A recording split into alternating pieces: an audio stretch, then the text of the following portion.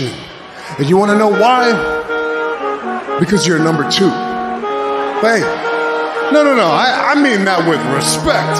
You all would be lucky to be a number two, but you're not even close. This is the greatest number two of all time. But that's all you will ever be, is number two. Because I'm number one. I want you to analyze this situation here. You understand? Your daddy's not here anymore.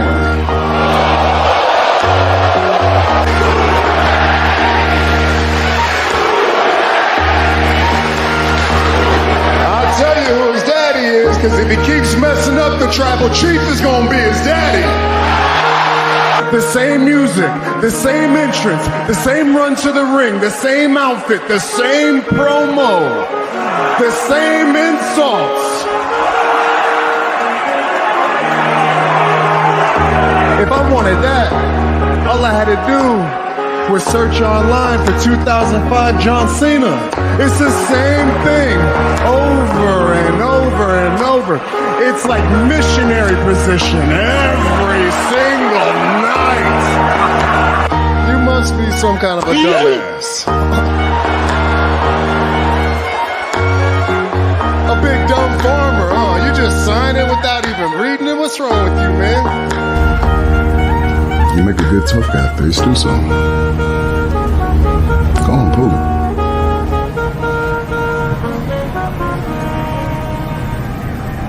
Come on. Make it happen. Get this bum out of here, will you? Just get this bum out of here already, huh? What's up, everybody? Welcome to the Heal the Ring podcast here on a Tuesday night on the Sports Jedi Network. Thank you for joining us from all the different platforms. Let's salute to everyone on the Rumba, Truvo, Kick, Instagram Live, Twitter X, Twitch, everybody on the YouTube and on Facebook. What's up, everybody? Get ready. It is Tuesday night. We are building here for No Mercy. We have some eliminator matches. We're going to have a celebration and so much more tonight on NXT Live. We're going to get a grudge match with the Nightmare Chew versus Lola Vice. The Adonis versus Dion Lennox. I don't know why they didn't put that on Level Up. And, of course, Tank and Tank versus the Good Brothers. And so much more. Let's get right into it. Hope you guys are doing well this evening. Let's go with a little news and notes.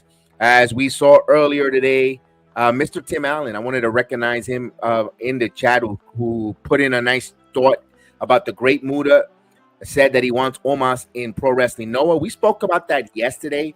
But I have no problem rehashing that or give us our thoughts. Omos is going to work.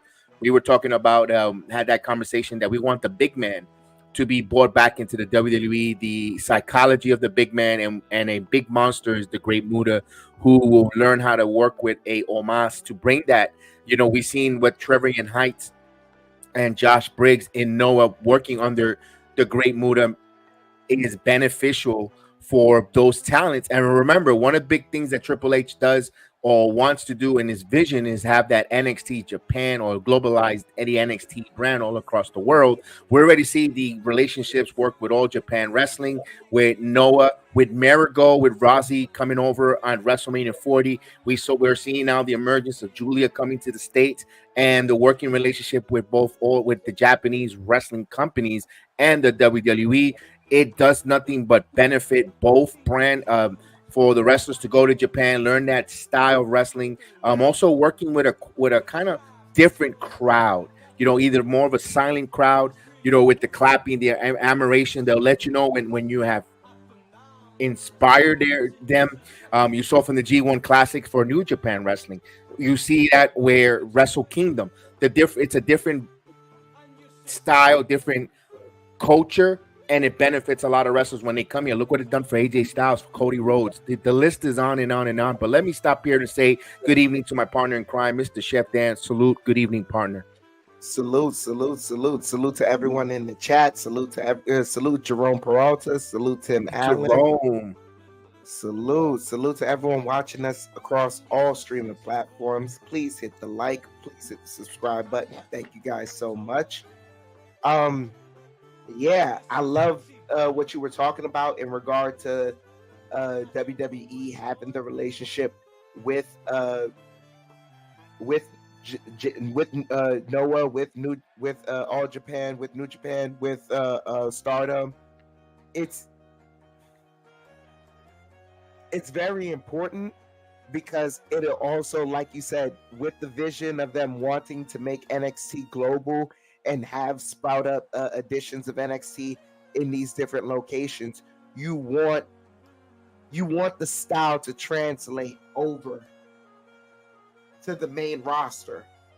That's the hope in NXT, period, is that these guys come over to the main roster. And so the stars of tomorrow, especially the guys that are coming from NIL deals that only know one way of wrestling, which is the way that the WWE coaches are teaching them, they are now being introduced to another style that they can get this crowd in America more comfortable with as they watch them wrestle with. And they'll watch other wrestlers who look better doing the style because they grew up in that style, then translate over better to them visually. The only problem we're going to run into is storytelling. But if you can get those NXT bases in those places, you can start to perfect that style and somewhat shift the paradigm.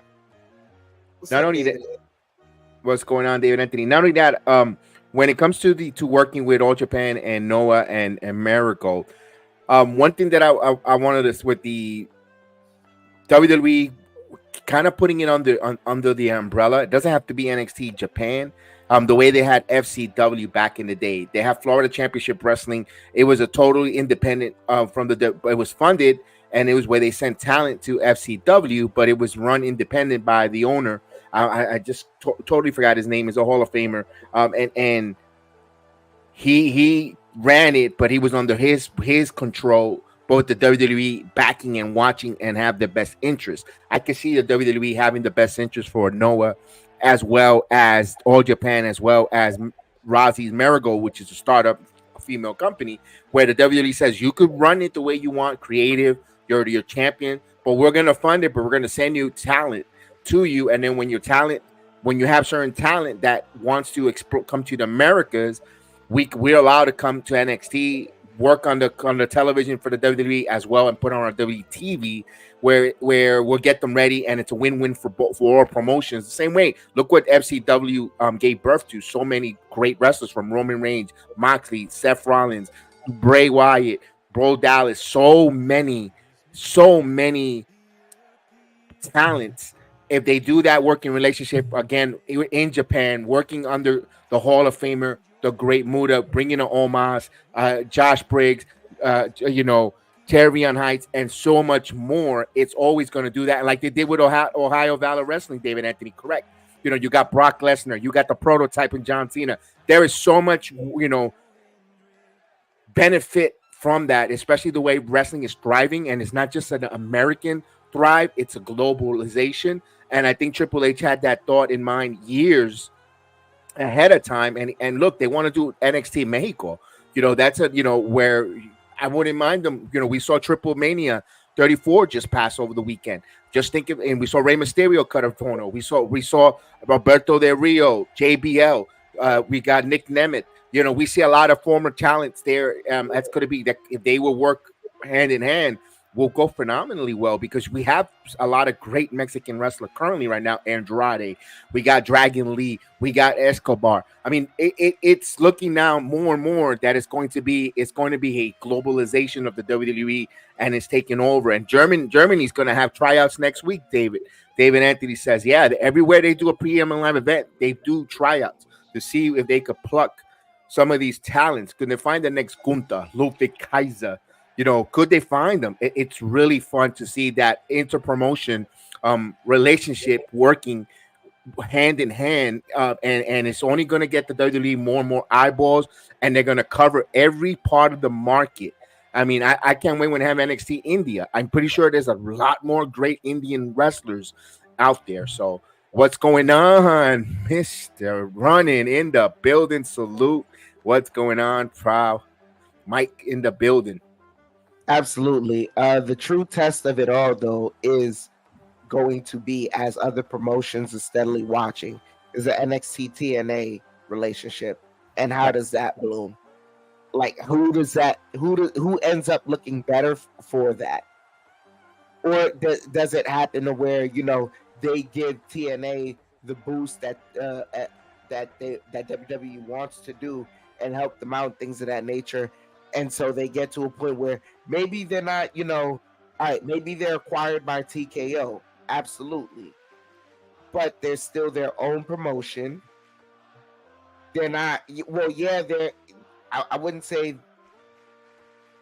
okay, they're going to be in competition with WWE to put on the best show.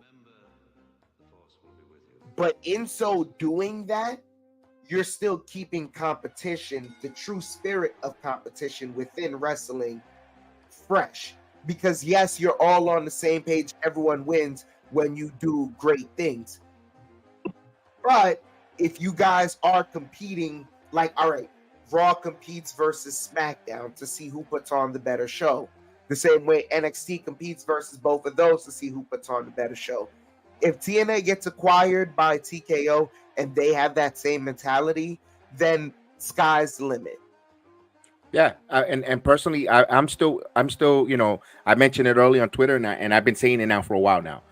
I've been saying since January, I think TKO is going to buy TNA. They're going to be that fourth brand.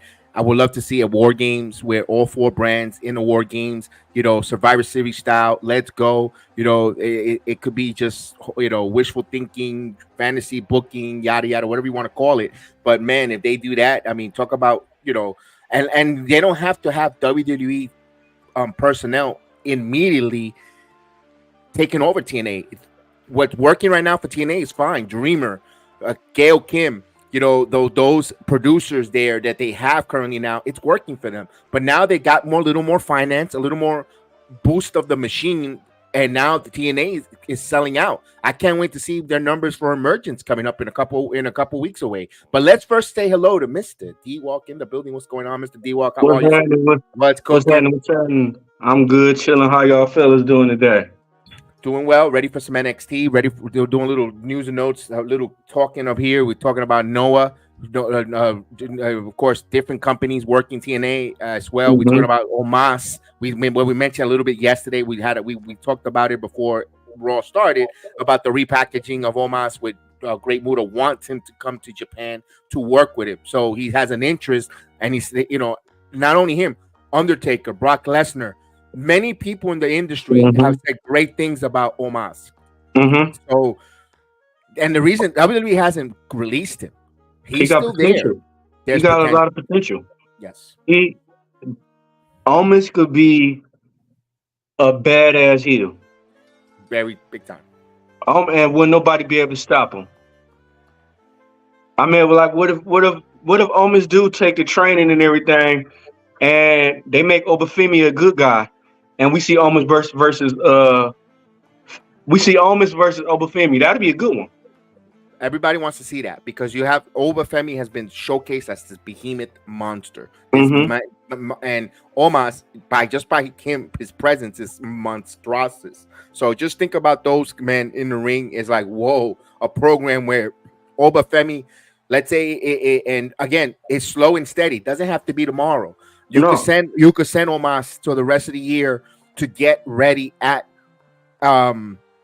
and Japan, work with the Great Muta until he thinks is ready. And let's say Obafemi comes in January to the Royal Rumble. He becomes impressive at the Royal Rumble. All of a sudden he shows up, and my goodness, he's gonna get called up after Stand and Deliver. His first week or his first few draft with whatever small Raw or SmackDown, you could bring back Omos and become that obstacle, and whoa, damn, or showcase Obafemi strong, and then around next WrestleMania 42, you bring up Omos. I mean, long-term booking, guys, and it's Omos and Obafemi, and you got yourself gold. Maybe or whenever they want to do it, but they got to do it nice and easy. There's no rush right now. Omos is out of TV right now. You don't need to rush him right away. You don't need to rush him. We got 5 minutes before NXT starts. But guys, what's your thoughts on that? I mean, would you like to see Obafemi and Omos in the future. I mean, it doesn't have to be right away, but my goodness, what a dream matchup you could say with those guys. But we got to get Omos back up to par with his psychology of wrestling as a big man. I personally, Chef Dan knows when we did the watch along, that match in Puerto Rico with Seth Rollins, I enjoyed it. And even his match with Brock Lesnar with Omos, I didn't see anything negative. I really enjoyed it. They just wasn't using him there. There wasn't really too much of a story with Omos that we get invested in. But the match was good. Yeah, it was good, but yeah. There was no emotional. When he wrestled Brock Lesnar, that tell you if Omos get more work in, Omos would be a problem. And Brock came out giving him flowers from that match.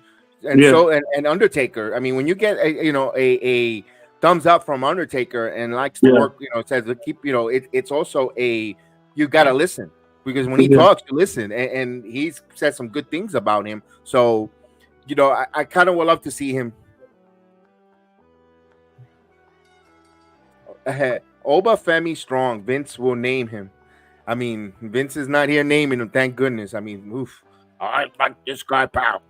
Now, the only thing I would have been afraid of Oba Femi, that he would have booked him like Ahmed Johnson. Oh man. Yeah, exactly. I was reading some shit where they, how they said Shane McMahon in talks with AEW, but they said I was watching Eric Bischoff, and they said Shane McMahon ain't trying to work for nobody. They said Shane McMahon trying to buy it, and they said Shane McMahon is clean, like he don't have no involvement in it. So we're saying Vince don't give him the money, and Vince back in the wrestling scene, but Vince like in the dark. You know what I mean? Here's what I'm going to say about this. Go ahead. After this Wembley show passes, if there's no Shane McMahon showing up to this, if there is no Ricochet showing up to this, if all these rumors, if none of these wrestlers that have been rumored linked to All Elite don't show up for this big show, then it's not happening. Because Tony Khan could not help himself to bring out Mercedes, as we saw earlier, that she wanted to go to WrestleMania 30. She was supposed to be going back to WrestleMania 39. In the head. Why are you putting the gun down? Sorry. Is that Logan Paul? Yeah. I'm saying shoot Logan Paul in the head. Oh, he's done. Oh, Logan Paul on that Law and Order episode. I didn't know that. Oh, wow. I didn't know that. Yeah, I didn't know that. All right, sorry it took us out of that, but wow. Yes, indeed. Yes, Tim, absolutely. We saw Joe the assistant was on SmackDown. So Paul, Joe the assistant, as el asistente, was in SmackDown in Orlando. He's been teasing a lot of coming to NXT. I think we're once. Speaking of Joe the assistant, we all know that Stephanie McCool is getting her visa. Her visa's working out, and she will be heading finally to the WWE back now that she has a working visa in the United States. So maybe Joe the assistant becomes her manager, where he's gonna be cutting the promos until she gets more comfortable, with the language to speak and all that. I think Joe the assistant might be the manager for Stephanie McCool. I've been saying that for a while because it makes sense. Even if Joe the assistant could go back and forth with a cartel. A wrestling cartel, by the way, with Andrade, and then he could go work with Stephanie McCool back and forth. It would be something phenomenal to see that going on with working relationships. Speaking of one more working relationship, we got one more minute. CW Network, we all know that is home of the NXT brand coming up in a couple of weeks. We also know currently right now NWA is there also home with the CW app. There's talks or rumors that also now NWA might be working with the NXT brand. Billy Corgan will have an announcement coming up in a couple of days. We will find out what that announcement is. There's speculation and rumors that they will be also participating with NXT. So it'll be interesting to see some of the NWA, like, Tiffany Nieves. We'd love to see Tiffany Nieves take a run in NXT, working there. putting a hat in the ring with against Roxanne Perez, the same way Jordan Grace did, and others, so many, Murdoch. There's so many names in the NWA and the prestige history of the NWA. And Triple H has a soft spot for the NWA. He has the NWA title on his desk, on his office, and so what. So it be wild times in wrestling where we're going to see all the collaboration. So we are about to start NXT.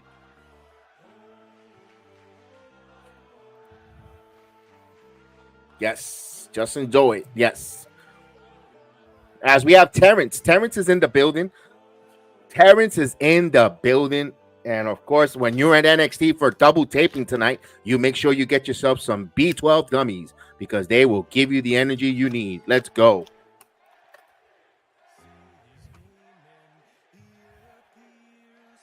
And they'll give you plenty of water in NXT. So let's go.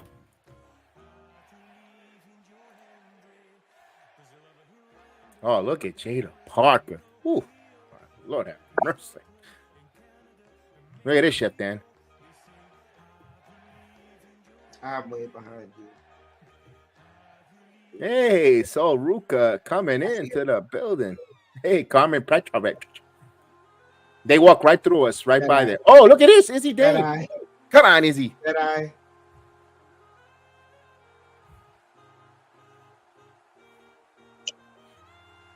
Come on, Izzy. That's right, Izzy. Oh, yeah, man. That's Izzy Dane, man. Let's go.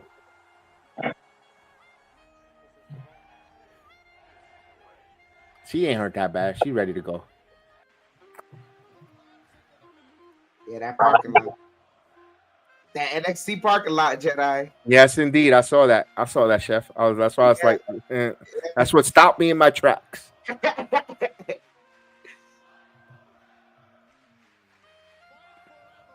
No, he's in NXT, Tim. He's in NXT. Kenzie Page will be amazing. Her heel side. We'll see. Speaking of Paige, Saraya is a free agent to be soon.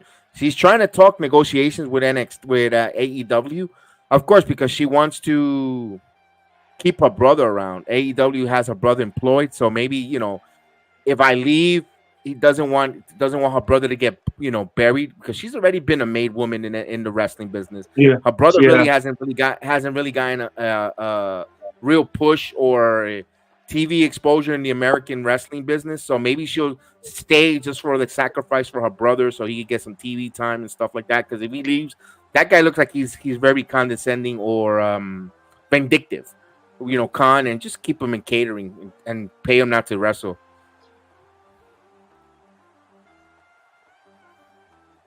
Oh, God. They're going to start with Chase U? Really? In serio? Oh, man. Come on. Come on.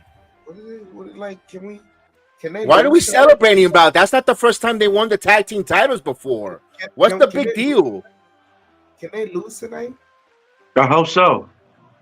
Ooh, man, it's pretty deadly.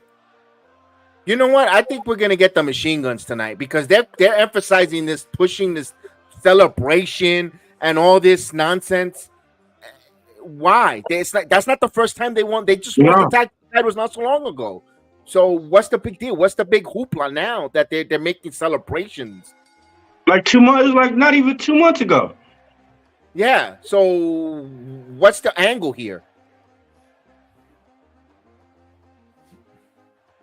They're trying to get the kids in school spirit? I mean, come on.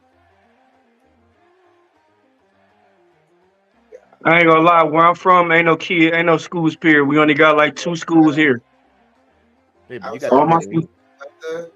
this just really made me nauseous. Yeah. Hey, Bubble Boy sitting next to the Hobbit. There you go. My friend the Hobbit. He's sitting in the second row. Why are we getting a Chase U chant? Oh, God. Why? This is what I think about this opening promo.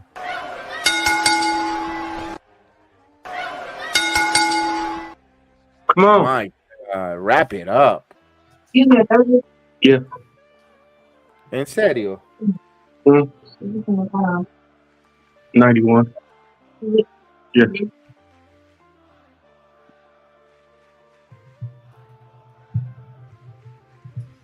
How the hell they get you deserve it chance? I'm telling you, that's why I love Orlando. I love going to the performance center. I love being there. I love but sometimes sometimes I like when they say they're going on the road.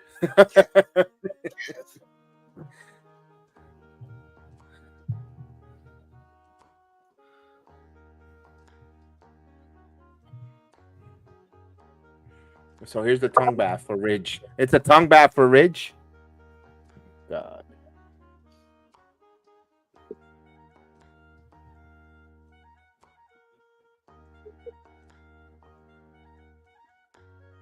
So here's this kumbaya moment. Okay, here we go. Somebody's coming out. Yo, The tag team champions. Oh, come on. Why? Yo, my stomach hurt. Feel nauseous. Would you like a gummy? That's gonna be the wrong. How Rich Holland get a bill before he done?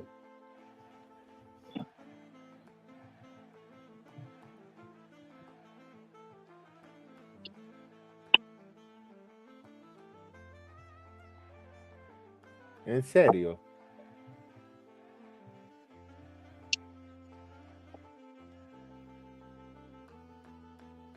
Hey, Santa Claus is there. Hey, look at Santa Claus in the arena. There we go. Where's Waldo now? We gotta find Waldo.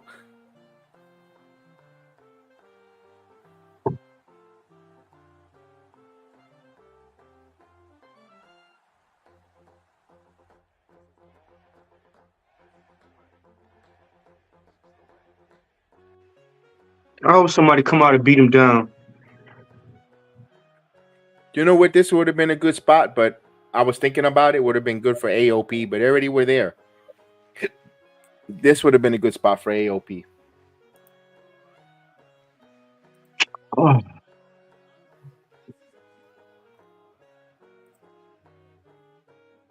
Ladies and gentlemen, I am so sorry. I am not invested in this angle with Chase U with Ridge Holland. Yo, all I'm thinking about is curry recipes, Jedi. That's why I'm shut dead. Somebody's like, I could dice up that cube right there, cut up some potatoes, brown up some, ground turkey. Nah, ground pork, really. Yeah.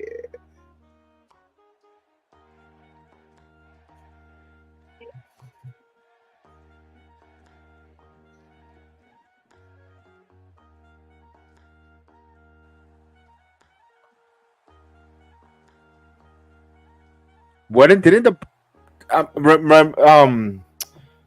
D-Walk, remind me if I'm wrong. I don't remember. Did the Brawling Brutes ever win tag team title gold? No. Okay.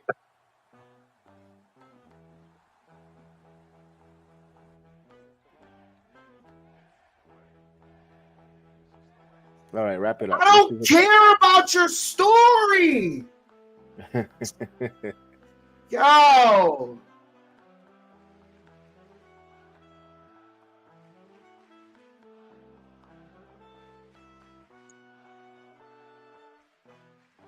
Weak ass promo. Oh God, this is more Chase U matches. Oh, come on.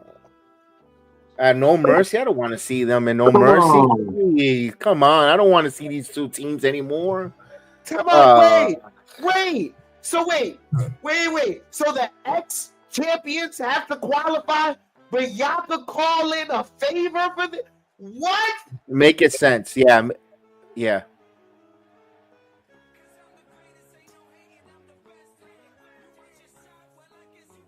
Oh, that guy tried too much. You trying too hard, my friend.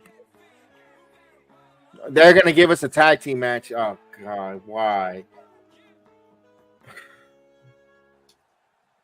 Well, there's a lot of kids in attendance. Okay, all right. All right, kids. School is cool.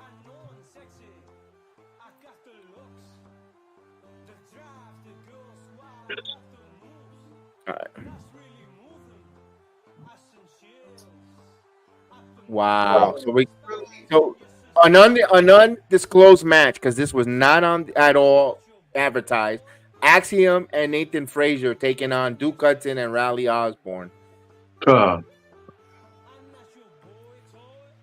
just hope, again, one thing that's starting to get me on my nerves when it comes to the WWE, and I love the WWE, but this is starting to get on my nerves, is when you get to the main event and the time where, you know, you kind of put yourself on pins and needles because you know there's only 10 minutes and they got to try to tell a story that quick. It kind of it cheapens the main event quality because they're putting filler nonsense like this. Ooh. Oh my God.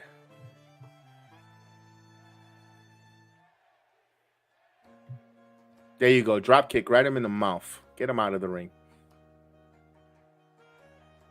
We all know they're going to win. We all know, unless if... It's so terrible. Yeah, kick him in the face. Kick him out there.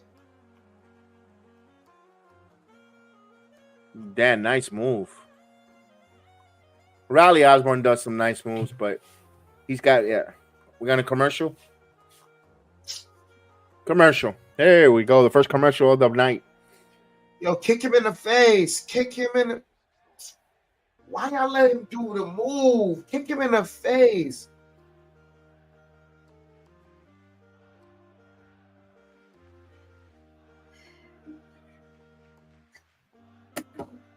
Yo, I hate these guys.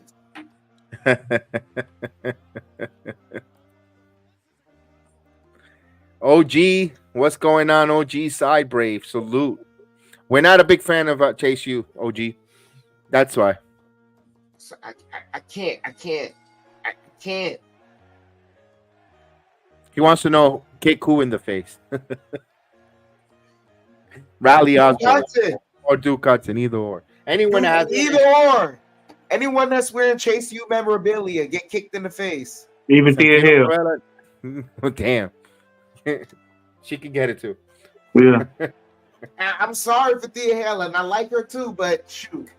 You You take the L victim by association. You take the L by association. Yeah, you're by association. You think you're by association, yeah.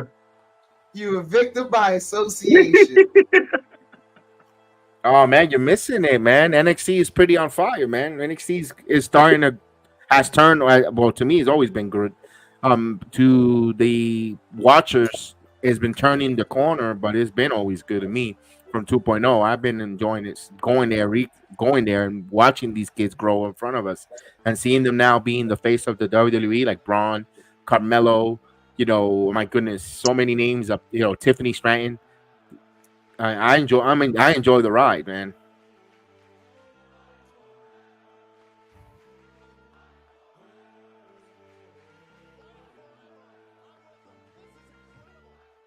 I hope when they come back on, the match over. Yo, I hope that, yeah, like give me 5 minutes of them coming back from commercial and wrap it up. I mean, yeah, it already took 15 minutes already. like it's yeah. And 10 minutes of it was that weak ass promo. It was terrible. It was I'm not gonna hide my feelings about it. It was terrible. It was not good. We always want you to be genuine, and we Jedi, don't like something, we don't like Jedi, I'm gonna keep it real, and I have to ask you a question because I'm under the weather, but it made me truly feel nauseous, and now I have to ask, which was worse, this or when Lola Vice was crying and dancing? Oh my God, they're both there. What's going on, Heather? They both were there. She says, "Yeah, this is why I don't watch NXT on a regular. I mean, NXT, I to me, it's near and dear to my heart. So, I'm gonna defend it. I'm gonna defend it, but I don't like Duke. I don't like the Chase U, and I'm gonna tell you why I don't like Chase U. Go ahead. When I used to attend, when I used to go to NXT, I always sat in the second seat, right by the stairs, where you're wearing on the babyface side where the crowd is. And when they had Brody before, and before Duke Hudson, there was Brody who used to have waved the stupid and the Chase U flag. So he was unconsciously waving it in front of my face, and I told him several times, "Hey, you're gonna hit me in my face with the flag. You gotta respect, regardless if you're wrestling, if you're an audience participant or an audience member, your face gotta be respected. I don't give a shit if you're giving me a free ticket. You respect my face." And I told him nicely, kept waving the freaking flag and almost hitting my face. And I hate Chase U because of that clown. And I asked him nicely, please don't wave the flag in my face. Be conscious. Hey, we're here. And that was not cool. And from there on, personal experience, I hate Chase U for that reason. Dude, I personally hate Chase U because all right. Number one, the gimmick to me, I understand it, but it sucks because it only works for one location. Yeah. You can't really take it on the road. I'm sorry. You just can't. I don't care how much. Like, they're going to try and the people are going to hate it. Yeah. You're going to have to figure out something else. Well, it's for NXT.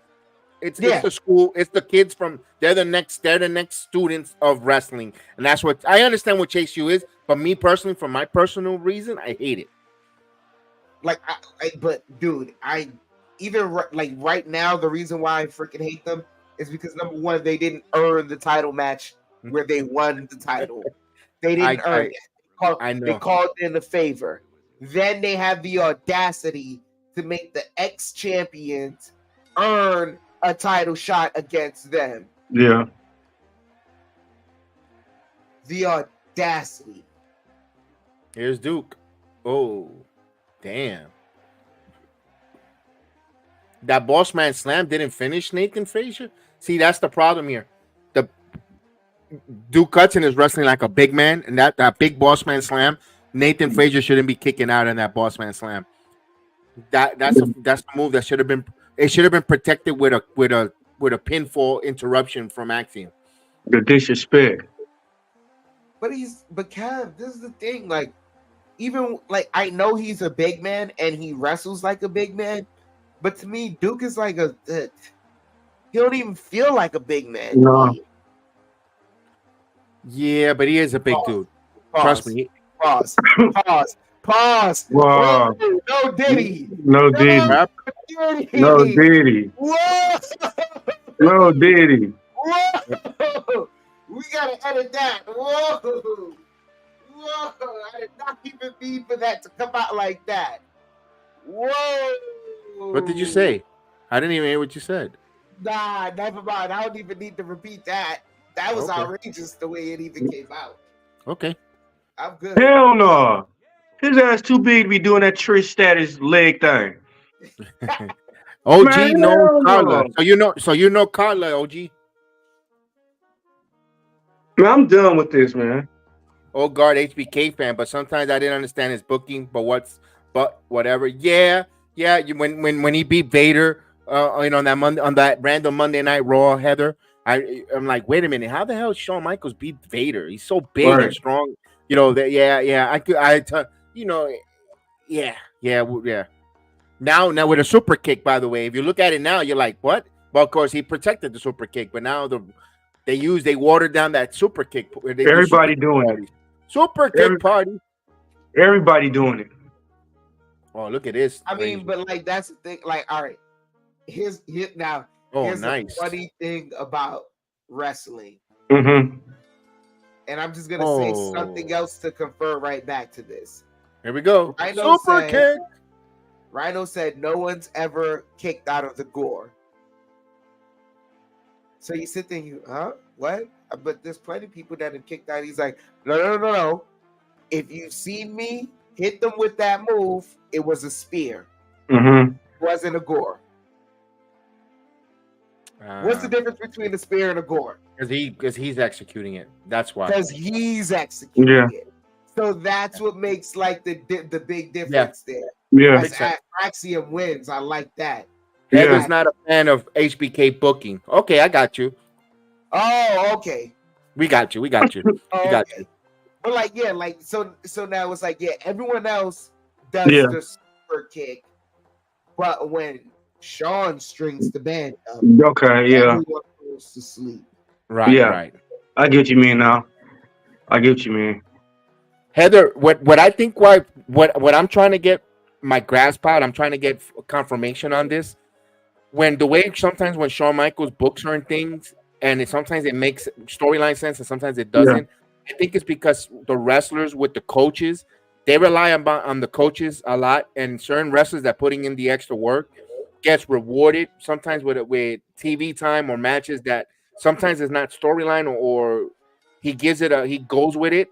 So I think that's what happened. I'm trying to confirm that, but I think sometimes that persuades the What the booking fuck? of the night. No. So they gonna have to wrestle again? Hmm.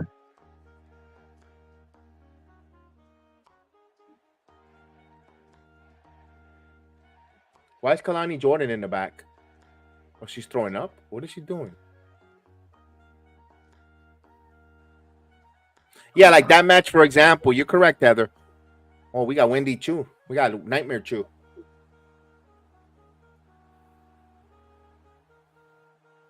Let me ask you, how do you like Wendy's new dark persona, D-Walk? Because you've been watching this product like me for a while. Oh, I don't know. It's giving me mixed emotions right now. The pajamas and everything. It's giving me just weird emotions. I don't know. I can't. She's dark too. I guess I gotta watch her a few more times to see her. I mean, So because I didn't ask too much care about her before she came when she was Wendy Chu. All right, let me ask this question. You wake up, middle of the night, night's off, Wendy Chu standing right there. You're gonna get excited or you're gonna be terrified? I don't know. It depends on how drunk I am.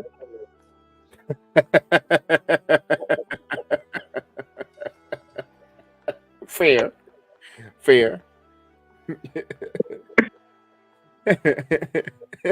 Great rebuttal.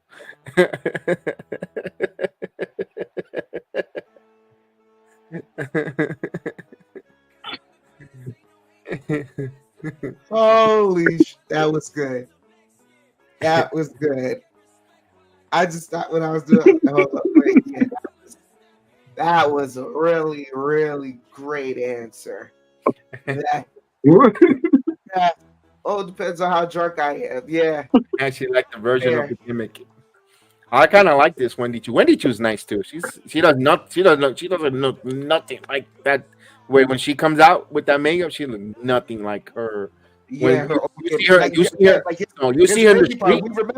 We remember, like, because we saw the last time she came out with the old gimmick was on the Level Up. Mm-hmm. No, but watching it, we're like, even before that, Chef. If you see her in the street, you won't even recognize her. Seriously, you won't even recognize her one bit with the makeup. Nope. And she wears makeup, but totally different. It's like two different people. She literally looks like she wears a face mask. She's different. Like, yo, that's Wendy Chu? Like, yeah. I was like, oh, really? That's Wendy Chu? Yeah. She's totally different. It doesn't look nothing like the person in the ring. Talk about a comedian. Is Wendy Chu. Wow. Yeah. Like, she could literally get lost. You know how they talk about the airport test? No, she could go through. Yeah, she's going to be stuck in line in TSA for long. They're not going to be like, okay, Miss Chu, we're going to bring you right in. Who? They'll be like, nah, no, you're not. No, they're going to. They're going to Google the picture and look at her. Hell no.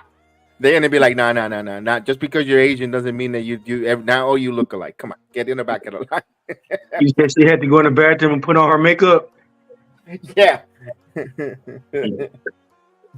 Seriously, she looked nothing like that.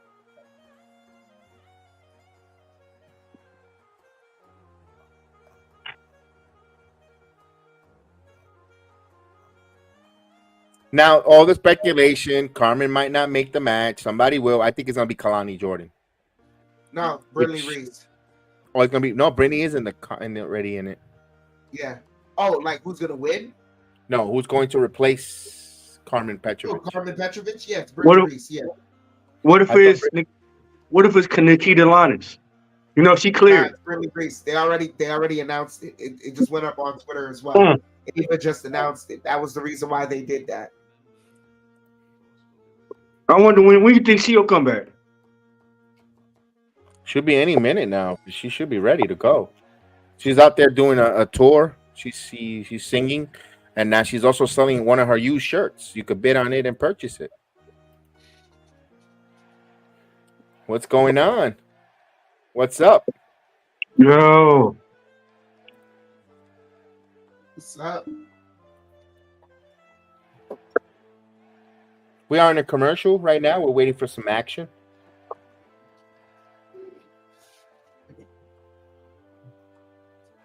And it all depends what kind of action you get, depending how drunk you are. Yo, like, you know who I'd expect to give me that answer, D-Walk? Who? Stone Cold. Yeah, Nikita had a knee injury, Heather. She was out. She had an ACL, and she should be returning soon. She's been working. One thing positive about this Nikita Lyons return, she's been working with Charlotte Flair hand in hand. So she's gonna get sharpened up her skills. If she don't, this is a sink or swim for Nikita, in my opinion. If she doesn't pop off, she'll be getting released. That's just me. I know Terrence will hate to hear me say that, but I'm gonna be realistic. Yeah. You funny, Chef. She says Stone Cold would have said something like that. Oh, I can see what's going on. She's looking for her North American title. So she lost it. Someone took Kalani Jordan's title. Here we go. Here's Lola Vice. Hey, Lola Vice did her appearance last night for main event at WWE Raw in Fort Lauderdale, Florida. That must have been phenomenally exciting for her. You'll be able to see that on Thursday. Red QCC. Lola wearing the long pants tonight. Okay. That's a better gimmick. That's a better outfit for her. Latina. But Wendy Chu's gonna put you to sleep. Why did Lola show fear? You're an MMA badass. Don't show no fear. Right. In your face. Right.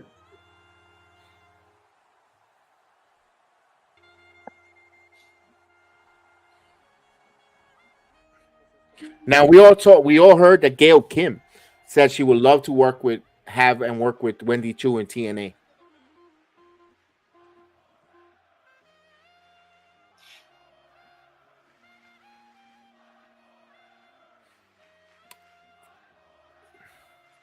Heather, I know. Heather, let me ask this question to Heather. Heather, does the TNA have a women mid-card title? Do they? It's the knockouts, the tag team. There's no Division X or female midget or D, no, right? That I know of.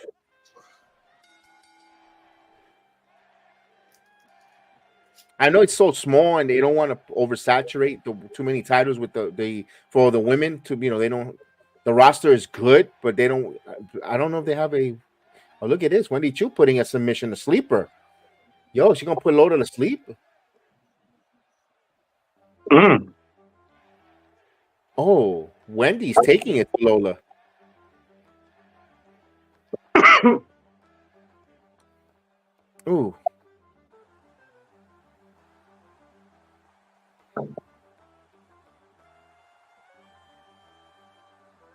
Ooh. No, they're just a knockouts and a tag team. Yeah, there's so many women on the injured list. A mid-card title isn't necessary. Okay, I just asked that question because she want to work. Because if you bring a Wendy Chu to TNA to work, I mean, I don't see her beating Jordan Grace, to be honest with you. That's why I was like, maybe there was that's why I asked. Wendy Chu don't give me world heavyweight title. She gives me a mid-card. No, but she would work well with what's her name? Rosemary. I don't know if you've seen her gimmick. Yeah. I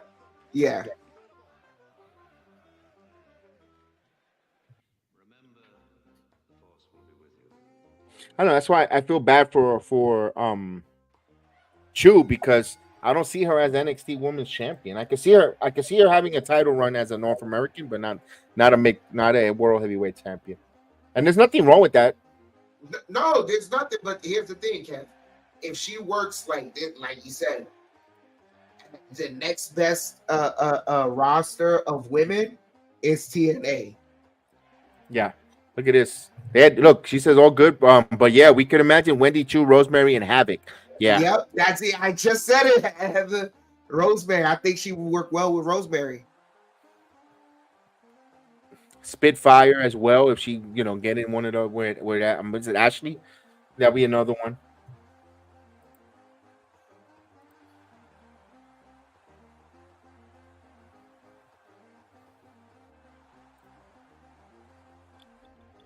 I'm here listening to these commercials with the tech.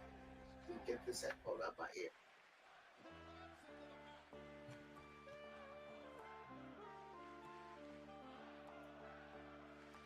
Yeah, Kev, there's nothing wrong with when participating in some of those matches, getting in a storyline or two with some of these women, learning a thing or two.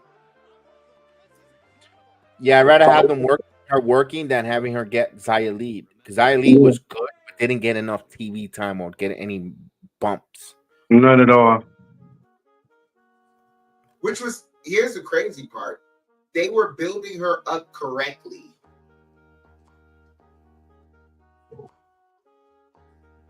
Like, it's not like, all right, you had the cringy gimmick while she's walking around yelling at people with the fans full of knives and things of that nature, this, that, whatever.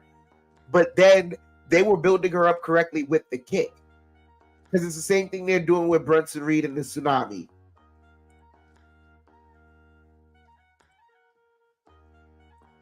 It's just it didn't. I don't know. Parts of it translated, parts of it didn't, and it was also coming in at the wrong time. Because it was also when Becky had the NXT championship. You knew she wasn't gonna hold that for long. She was about to crown some new person, and like they were about to do some major maneuvers. Because if Becky had the championship, you knew that meant they were doing some test runs. They were using Becky to do some test runs with the NXT women to find out who's ready to come up and who's, and who needs to stay down. Which is why, i.e., you had a Tiffany Stratton and a Lyra Valkyria, both who were the last two NXT women to have matches with Becky Lynch come up to the main roster. Mm-hmm. That's why I always tell you, whenever you see a wrestler in NXT, it's not a demotion. They want to see if you could follow. They want to see if when they're thinking of a wrestler, if they could follow a match, and if they could be the ring general of the match and call the match where they experienced wrestler. That's why when Natalya went to NXT, Natalya is very valuable. When she had that with Cora Jade, wasn't ready, wasn't called up yet, but the match was good because of course Natalya will make any match look really good. Becky Lynch when her run as NXT World Champion, it wasn't done on, they capitalized. When Ricochet took on Carmelo Hayes at Worlds Collide, they knew Carmelo had to find tools, wasn't quite ready yet, but he put on a banger with Ricochet. They were, you know what?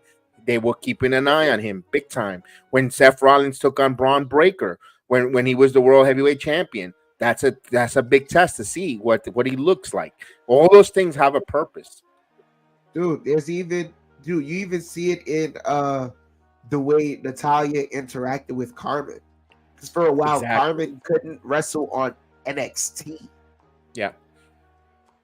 Then they trusted to give her a tag team match on a premium live event, and she killed. On top of having some already killer singles matches. Yes, those are those things. Those are the little things.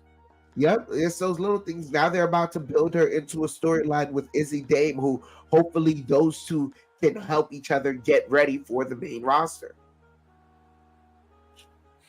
The big thing is that TNA has two women back. Kyla King, they're both with injury. Well, Kyla King is with injury, right? Heather, Killer Kelly just doing a movie. I think she was doing a horror movie. Took a little time off, but yeah, Killer Kelly, with Marsha they were a hell of a tag team. That was a vicious women tag team combination, and Kyla King is just an impressive woman, big all in all. This crowd is dead for this match. I agree with you. And usually Lola Vice gets a lot of pop in circumstances, but this match has no buzz. Everyone is kind of because this is a double taping, Heather. They might have been already. They must have been recording or doing some. They gotta save their energy. They spend all day. Let me give you a little bit of an insight, Heather. They're there. Some of them are there since 8 o'clock in the morning, 9 o'clock online, so they can sit in the front row. So they're out there in Florida today was hot. Heat index at 102 degrees, 104. They're out there all day. They don't get on the bus until 5:30. So you're talking about almost 6 hours just sitting there, and then they get into the air conditioner. No food. They give you air. They only give you room temperature water, and they just tape level up. So their energy is going to be interesting to see.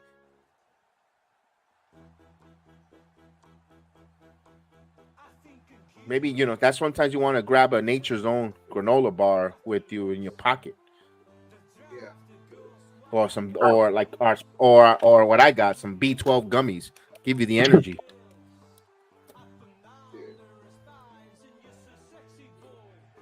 Yeah, it's a double taping.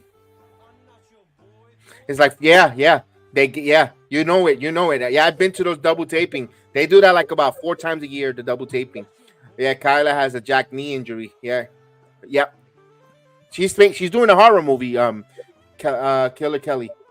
Yeah, she's also traveled with her fiance or her boyfriend. In a couple independent show. I don't think she participated, but just accompany him and stuff like that. I saw some pictures from her. She's a resident here in Florida, by the way, in Orlando.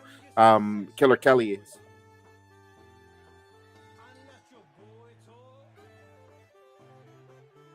Ooh, I had a little bit of his 1, 2. I kind of want them to wrap this match up. Yeah. But the reason why it's been rallying so far is because so far, credit to Wendy Chu, she's been wrestling like a monster. It's been slow paced for her. She's not going to speed it up. Yeah. But Lola now in control.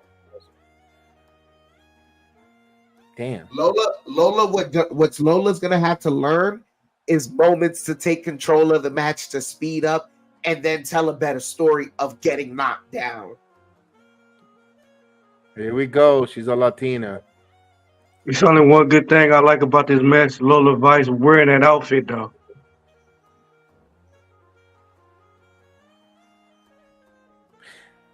You know what I mean? I got to give credit to Lola Vice. When she first started, she would jiggle more than Jello, but now it's her working and her cardio and tightening of her pretty good. Oh, you can still see it though. Oh, wait a minute. Here was the sleeper. Wendy Chu with the sleeper. Wendy now putting backpack now.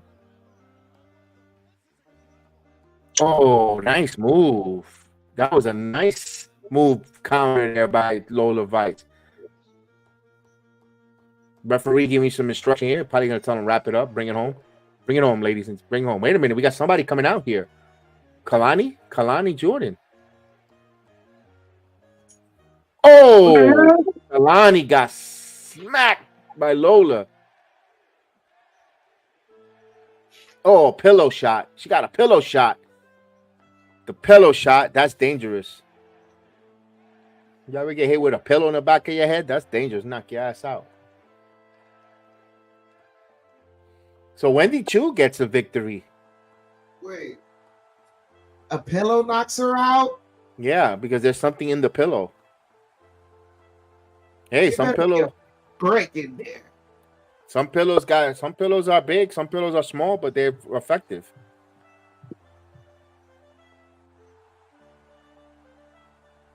I mean, HBK give the women time, so that's good. Triple H has been cutting down the women's to 1 per show.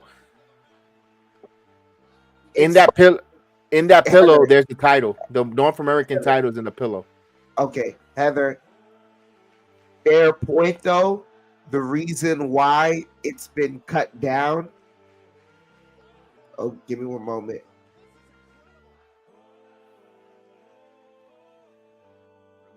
Ooh, true.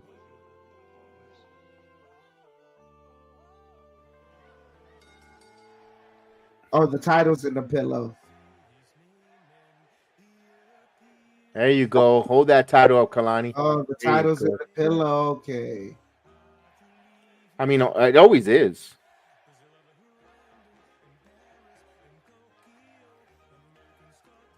It's a loaded pillow. Okay.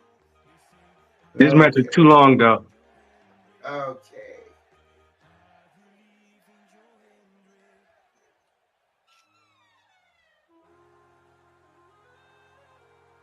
Okay, wait, what was I saying? Shoot, yes, Heather. Fair point. You're saying that the women have been cut down, but the reason why is because of major storylines. When you realistically think about it, like the Judgment Day breaking up is a major storyline on Monday Night Raw. The Bloodline eats up time on a 2-hour show.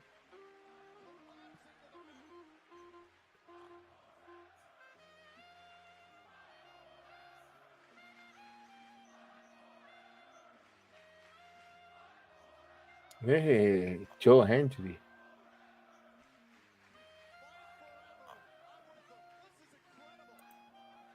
There we go.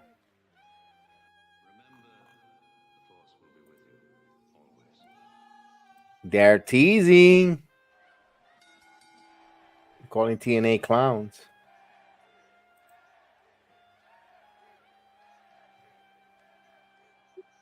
Oh.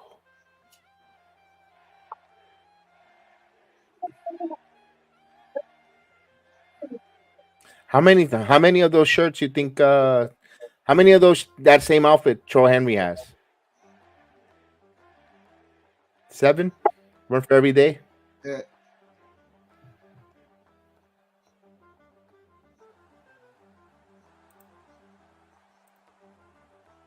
uh,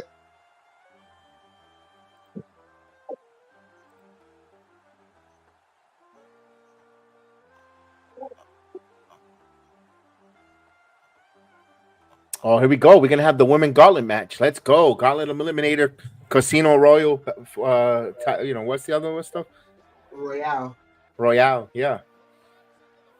Gauntlet Syndicate. Mm-hmm. No, that's the Hurt. Oh yeah, that's the Hurt Casino Gauntlet Royale Syndicate. Yeah, that's the new Bobby Lashley MVP. Although Bobby Lashley is right there on Family Feud, representing the WWE. Hey, Some surveys say. survey said. You've been released. I no longer work for the WWE. Okay, my name is so. Wow. I asked how many suits Nick Aldis has, as Joe Henry has many satin shirts. Yeah. Well, Yeah. you know what? If you heard Busted Open with when Mickey James used to be a co-host on Busted Open, Nick Aldis has a barn full of freaking suits.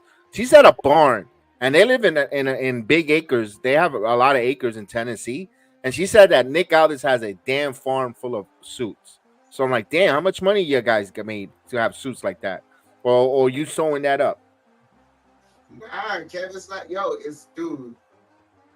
It's a beautiful thing when people come together. Because And he's not going to the men's warehouse to get that size, that big shoulders, and those are custom made. How big that man is, he's not going to. He's not going to Burlington Coat Factory. I mean, let me get a 42, 44 in rare. But then again, if they're built like them in England, because he probably had a whole bunch of them made in England. Cheap labor. Yeah. For a scone. will you sell me a suit for a scone?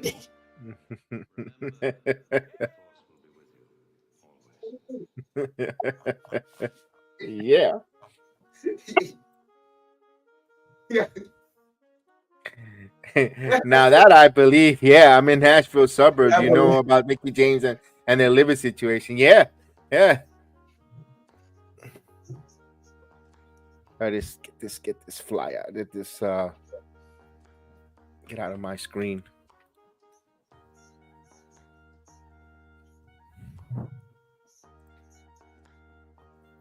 Yeah, my cousin lives in Nashville, Franklin County.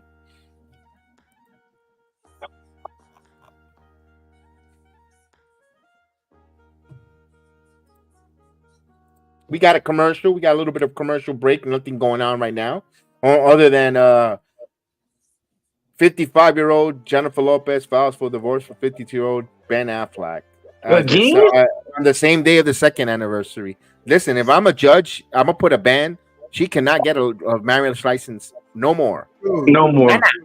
When the man said when the man said, "I took up sobriety, and she has qualities that would make me reverse those sobriety vows." She's cool. All he's saying is she's driving me to drink again, bro. Nah, he said it in an intellectual way, bro. That's it. Nah, you gotta leave. She got to be the one cuckoo. Because so many breakups, it's got to be her. She got to be the cuckoo one. Yep. Yeah, yeah. He said that again like it was Boondocks. Again? Again.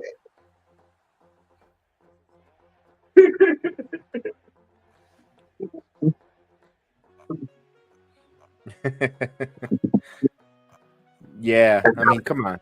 That's crazy. Enough is enough. It's nuts how many pro wrestlers live outside of Nashville. Shame is true. Even Miro. Well, yeah, Miro was there for a while. Camille was living in Nashville. She sold the property or her home and she moved to the suburbs here in Orlando, in Claremont, which that's what I thought she was going to come to the NXT, excuse me. Because I'm like, why she moved so close to Orlando? And no, she ended up with All Elite Wrestling.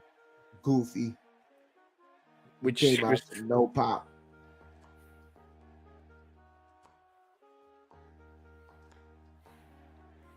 Yeah, Tennessee is good. There's no, it's similar to Florida, no state income tax. If you like the mountains, you like the change of weather. You guys got 4 seasons. We here only have 2. Hot and hotter.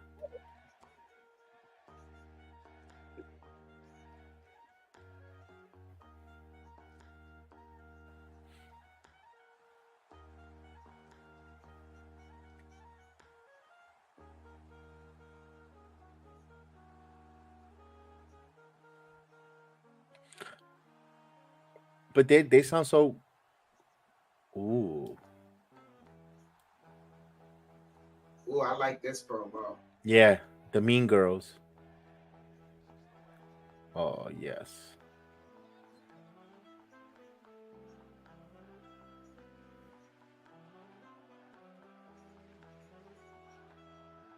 She is a megastar.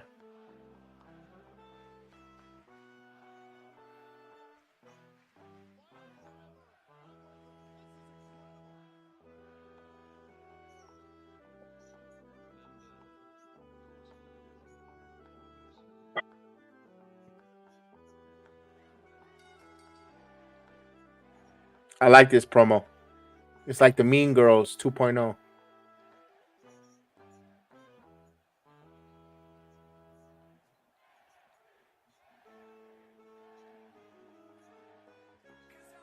Fatal Influence. Who putting up with these stupid names? They're called the Fatal Influence. Why? What's so fatal? Who's writing this shit? Fatal Influence. What is this?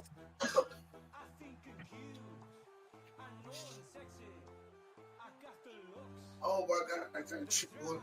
Who writes these names? We got, what is the other one called? The ones where the Baszler and Zoe. Fusion Collective. Oh god, that is. It's a mouthful of peanut butter. Oh man. Oh. Time out. Oh my god. Yeah, you got kudos on that. They had they could have just renamed this. This is the new Toxic Attraction. They're all attractive and they're toxic. They're plain and simple. It's right there, simple. It's okay to use that again. There's you're not gonna say that none of those 3 ladies, they're toxically attractive. They're heels. It just. Yeah. So who the hell is writing this stuff? Yeah. The influencer, the fatal influencer. Kevin's, What is this Kevin's garbage? hilarious.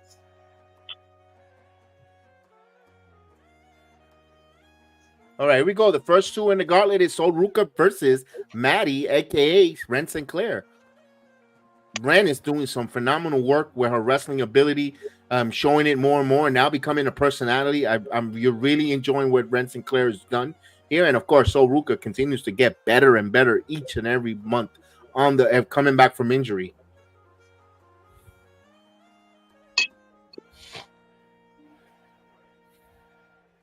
There we go, nice roll, and Maddie's staying with her. I gotta call her Ren. Keep going calling her by her independent name. Nice move here by So Ruka now. Look at this. Got a half Nelson. Now I got him in a full Nelson here. Look, okay, Ren is trying to break up this, trying to get out of this move. Look at this. Look at this. Oh, nice. Good leapfrog here. Okay. Drop Toho. Nope. Now they when the cameraman. Okay, here it is. There it is. Here's Roxy. I'm not. You like So Ruka? She's been great when she moves up. Yeah, and she's only got a year, I think, in the business. A year and a half. She's gonna elevate that, and she would have been much higher in the card if she would have not got injured. That injury slowed her down.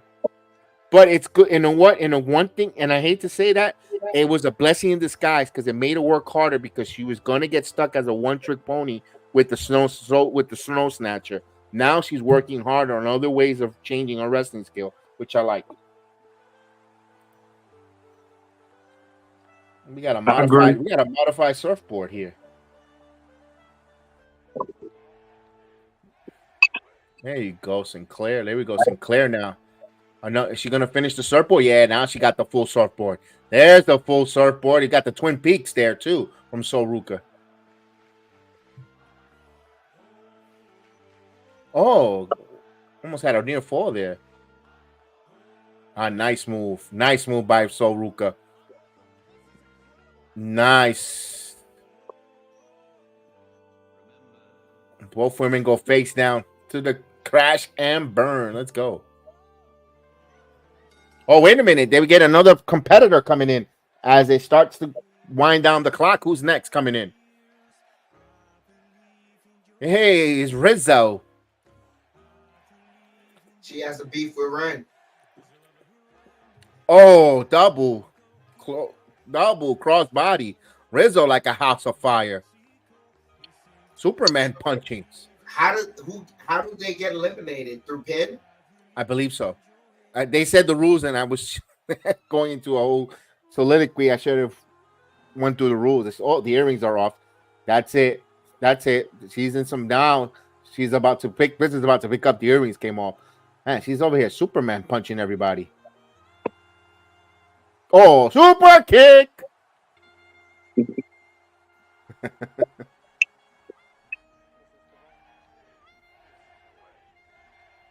Oh, another. Look at this. So Ruka carrying everyone here. Look at this. I haven't seen Waldo on TV. If it's a gauntlet, who gets pinned? I think as they get eliminated once they get pinned, Heather. I believe that's the rules. Oh, nice move. Nice move by Rizzo there with a twist. Oh, that's a finisher. Could she go? No. Sinclair helped her. Why? You would have had Ruka. Oh, here's a small package.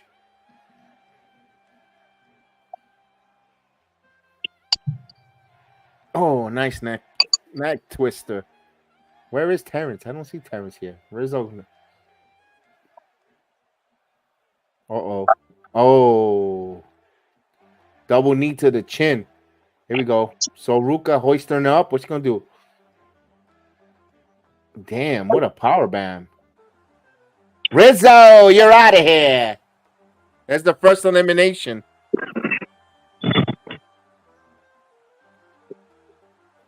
So Rizzo's gone.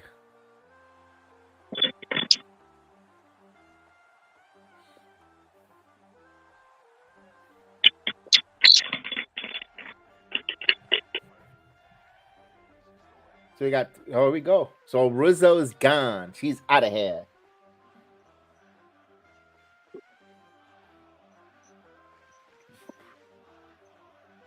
Oh, look at Sinclair. Look at Sinclair working. I like that aggressiveness for Ren Sinclair. Because she before was the high five, the smiling. Like you said, Chef, I'm happy to be here. No, she's fighting wrestling with a purpose now. With that mean streak. Cannot be happy to be here. I got picture in picture. I don't know if that's on your end. I got it on my second screen. Yeah, you got some Fruit Loops.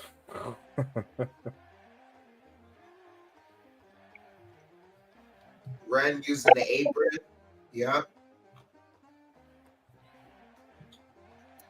Oh, we got a next competitor coming in. Here's Brittany Reese. Brittany Reese now coming for a pin. She's going for a quick pin, too. Brittany Reese now trying to go for another pin. A schoolgirl. One. No. Trying to roll up again. So Ruka. Nope. Now she's going to get pinned by Ren Sinclair. 1, 2. Nope. Another 1, 2. No, these back and forth. Round they go for pin. The referee's going to get his hands all tired. But now, so Ruka takes both the ladies down with a double pinner herself. Oh, she almost pinned 2 ladies. So Ruka got eliminated from the Royal Rumble. And she goes over the top rope. But here's Ren Sinclair. No, Brittany Reese. With a shoulder tackle. Brittany Reese using her big body. Look at this now. Scoop, slam, got it. But the crowd is sitting on their hands. He wants to get the crowd going, and the crowd are not cheering. As Brittany Reese now with some shoulder tackles. Oh, Brittany Reese now double shoulder tackles. Got both ladies in the middle of the ring. Now with a snap bear. Okay, a little splash there, a little warrior splash from Brittany Reese.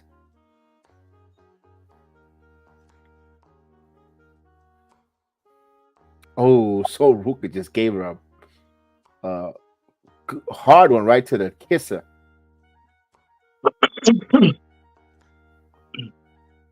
Damn, shoulder tackle right into the post.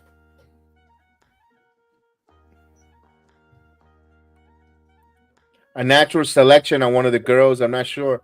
You know what? I didn't really. You know what? You probably did. And I just took it for granted. Heather, she probably did hit a natural selection, and I didn't even notice it. We got a tarantula going on right now.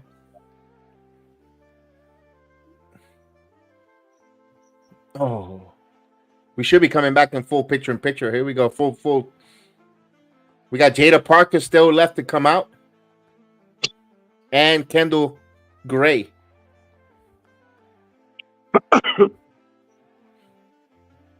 Brittany Reese, what's she gonna do? Brittany Reese now. Oh, she got a suplex. The power of Brittany Reese. All right, Blossom. Come on, Blossom. There we go.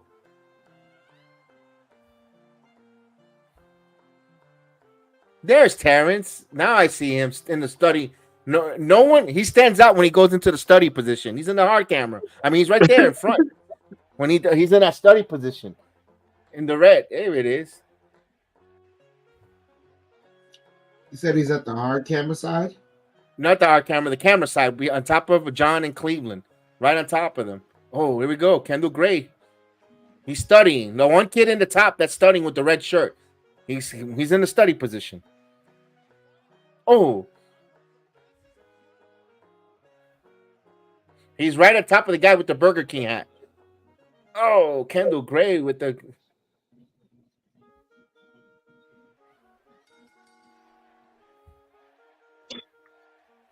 Look at this. Belly-to-belly suplex. She's out there belly-to-belly suplex everyone now. There's another one. Oh, good amateur wrestling background from Kendall Gray. 1, 2.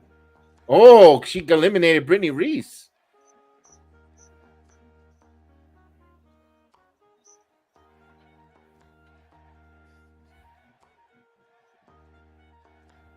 We got one more. Jada Parker coming out. Well, that is a Charlotte move, so that will make sense. 2. Did you see Terrence? This is watch match. Oh, nice. Here it is. He's clapping. He's right. Yeah, look at him. Oh, Kendall Gray almost messed up, but she fixed herself in the middle of the air. Almost had a botch. Oh, Kendall Gray trying to get a. Ooh, 1, 2. Oh, with a crucifix. Yeah, he was studying. He's studying. He's studying.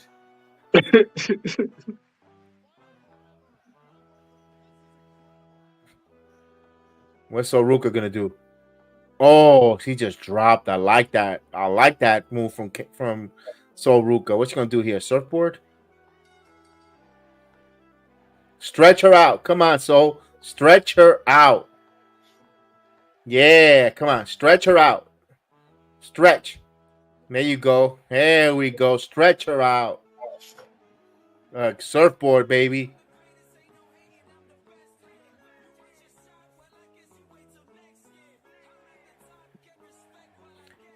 And look how Soruka keeps her shoulders up so she doesn't get pinned by Kendall Gray. Oh, look at the strength. But look at this. Look at this. Oh, damn.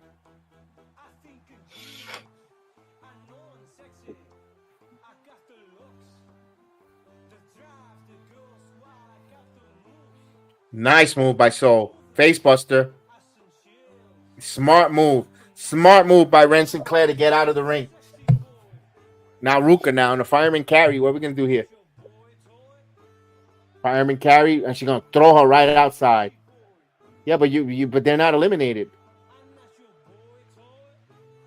So you got to pin them. Oh, wait a minute. Moonsault time. Yo, moonsault. And she took that moonsault with that knee like that. She's feeling good. Here's Jada Parker, baby. There we go. Miss Parker. Oh, she's about to clean house right now.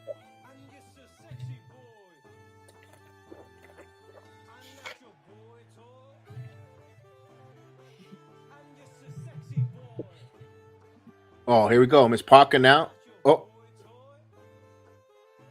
Backstabber. Nope. Yep. Nope. A pin. Oh. But Parker using her strength. That's it. Use your strength, girl. Let's go. No. Do something. You should have done a power slam. Oh, they're gonna use. All right, she's about to use that her butt. There we go. Boom.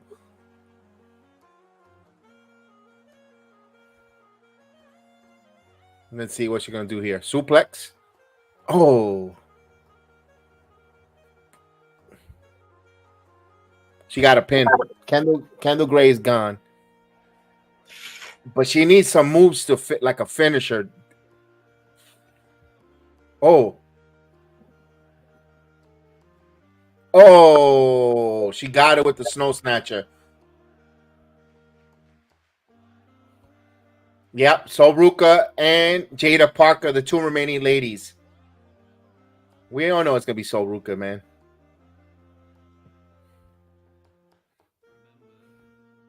There's Terrence. He came on TV. Oh. Careful. Oh. That was it? That was her special? That special sucked. Muscle Buster? Oh. Broken Arrow. 2. Damn, that was nice. That I would like that as a finisher for her, the Falcon Arrow. Oh, here's a roll up inside cradle. 1, 2. Ooh, Jada now. Oh. Holding the ropes. You can't pin him.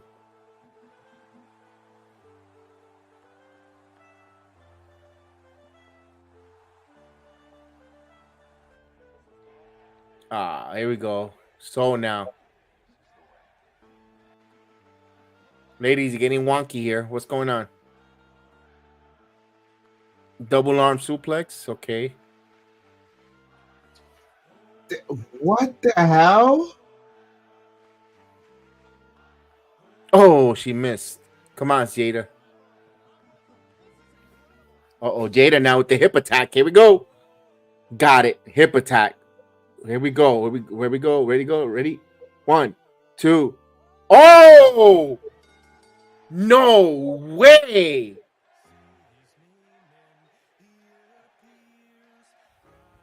Yo, they actually pulled the trigger. Jada Parker going to Denver. Wow. I did not see that. I thought it was Sol Ruka.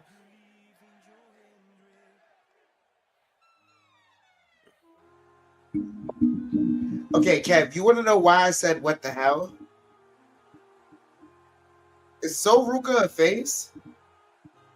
She's a baby face. Faces don't grab the rope. Yeah, that was a big mistake on her.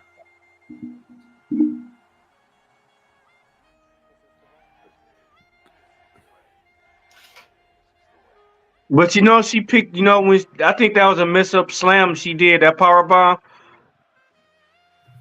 Did you see that part? Yeah. Yes, yeah, when she fell on her. Yeah, I think she was trying to save it. That went intentionally.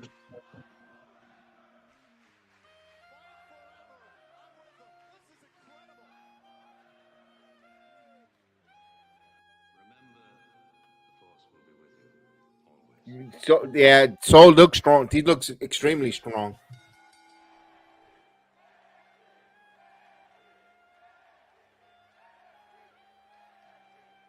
I like that her partners came out. Easy there, Bronco. He put that. I know you wanted to touch her shoulder, and it should be.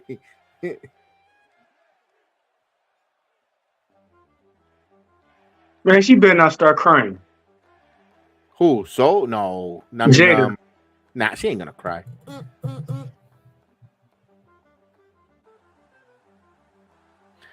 Chef, what do you? Let me ask this question to you, Chef. You know I'm gonna ask here.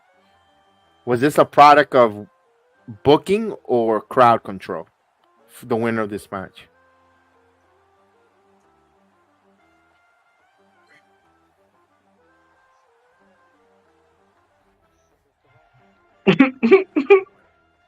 Crowd control.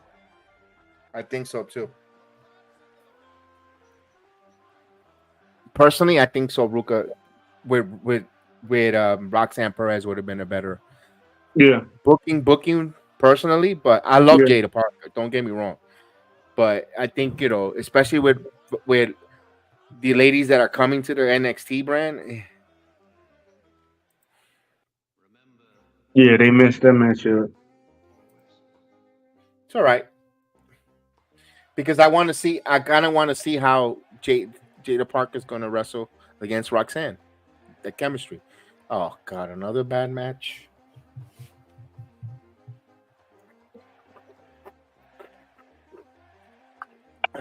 This guy tries so hard. This tag team tries so hard. They give them time, but you don't give me Malik and Enofe. Come on.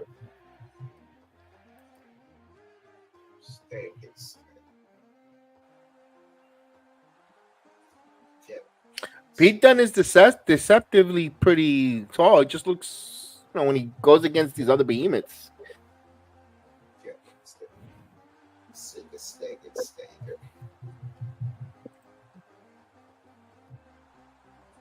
They're taking a commercial here. We're gonna get tag team action.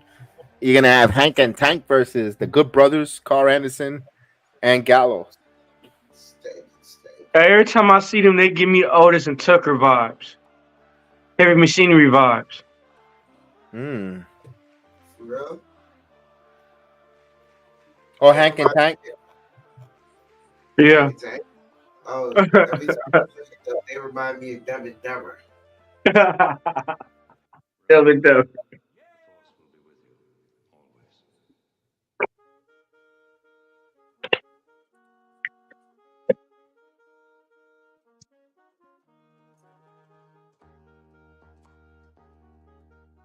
Steak it, Staker.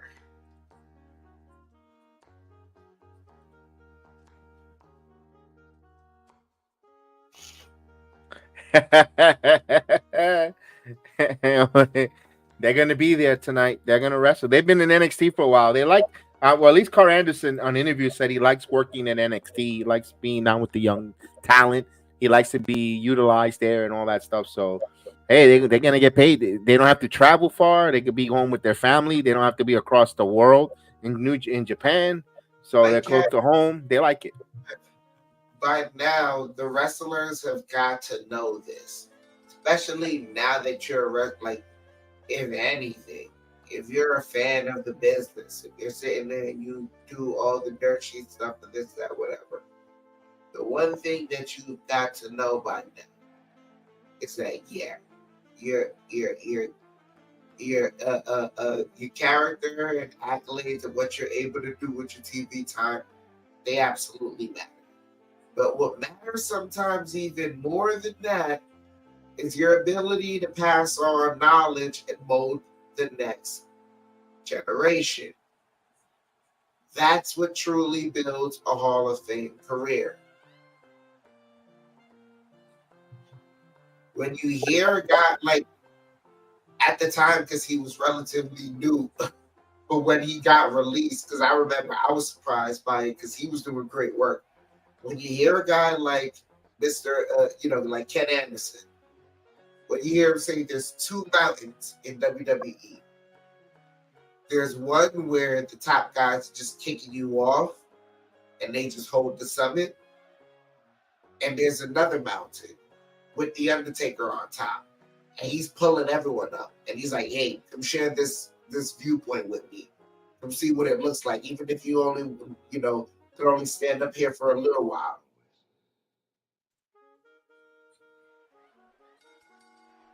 That type of stuff extends the career of The Undertaker.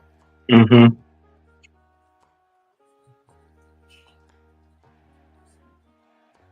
So, in regards to, speaking of another Anderson, Carl Anderson, him saying that, he's happy to be there, it's like, dude, especially because it's those NIL kids, a lot of them probably saw that whatever a sport they were playing in, there was no hope for them to go professional, and they weren't going to do any of the Olympic stuff. It wasn't, they weren't going to do any of that. Even if they did do that, it wasn't going to get them a paycheck.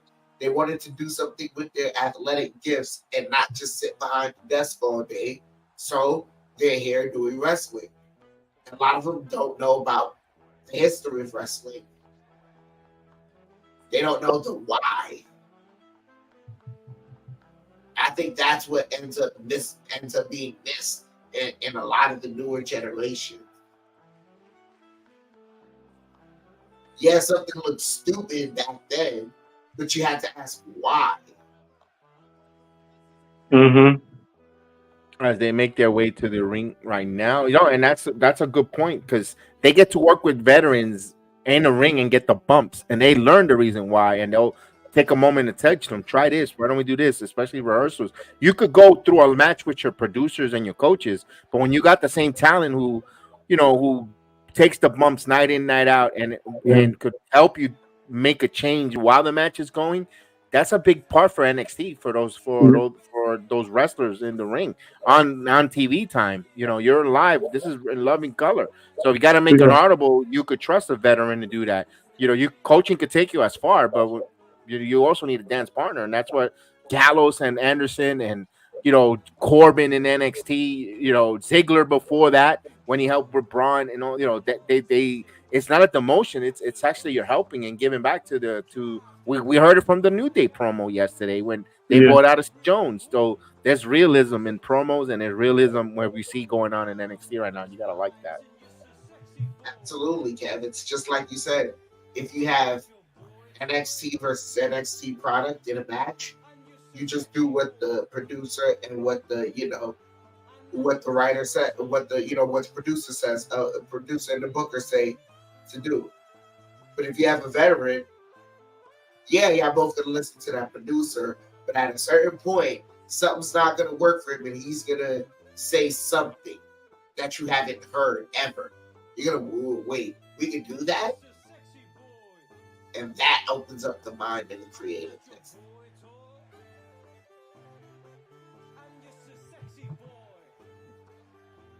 Oh, this match. Let me see how this match. I mean, Yeah, I Tank put them is both in, but full of energy, yes. And you know what? They're working as a tag team. They're trying to get the crowd pumped. The crowd is feeding into it, though. You know, they had an extra bowl of Fruit Loops, and they're full of sugar rush here, and they kind of squashing Anderson here. Wow, Anderson, a former New Japan Strong champion, and these guys are having their way with him.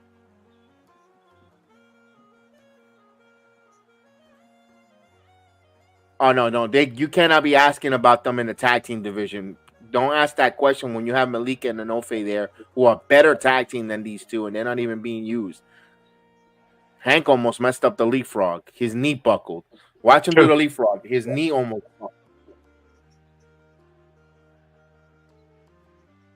Yeah, kicked him right in his face.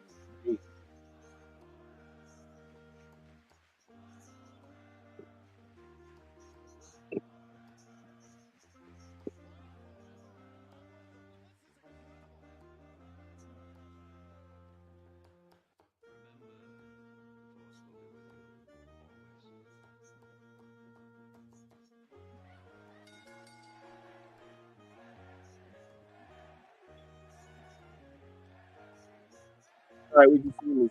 Still working. You got you got Gallows now working on Hank actually, not the other jobber.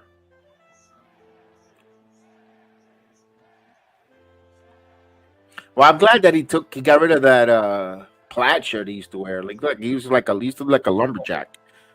Remember that D Walk? Yeah. Oh my goodness. And then he'll rip the t-shirt. He'll rip the plaid shirt. And no, please don't do that. I'm glad that at least I could appreciate he keeps the shirts on. Yeah. Wrap this up.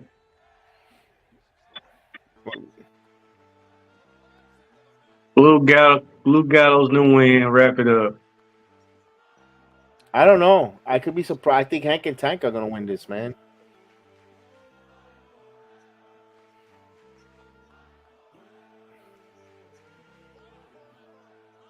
Come on, tag your partner. Oh God, here's Tank. Now Tank coming in with the hot tag. Look at this. He's coming in hot. Ah, nobody was there. Yeah, give him another. Yo, Gallows is out there kicking people in the face for when they make mess up. He just put another boot in someone's face. Oh, wait a minute. Oh, look at this. Oh, look at this. They're aggressive. Not for nothing. This is an aggressive match. I don't like the team, but pretty aggressive match here. This is one of their best. Oh, forget it. He took the t-shirt off. Oh God, why?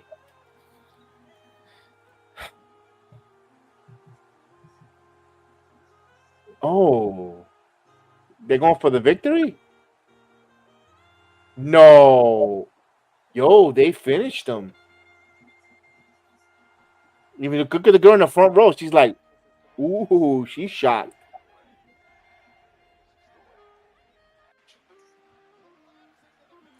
Not yeah, for but nothing. That it? He saw their special. He go, that it? What are they now? The Bushwhackers now? They're licking Vic Joseph? Take his candy. What the hell is this?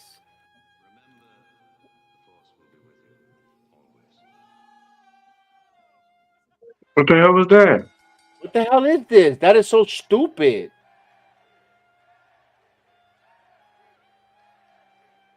That was stupid. Why security came out? It's like, oh look, no fame and leak.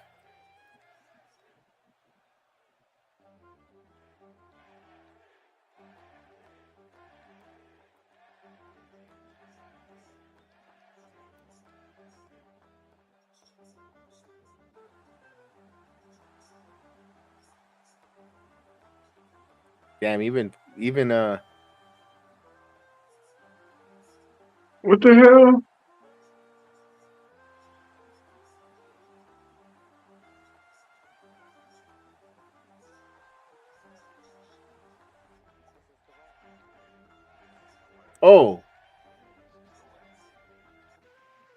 oh, he's taking them both on Spears. Oh, look at Malik. Malik is being a freak here. Look at that. Come on, pick up the cameraman. Where the hell the cameraman? He died?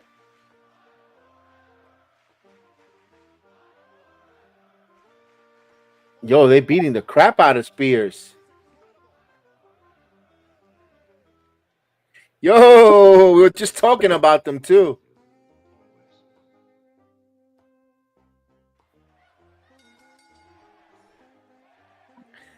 I like it. Got some aggressive finally from Malik and Anofe. Let's go. I'm sorry, but I think Sean Spears would have been better fit for TNA. Meh, you're probably correct.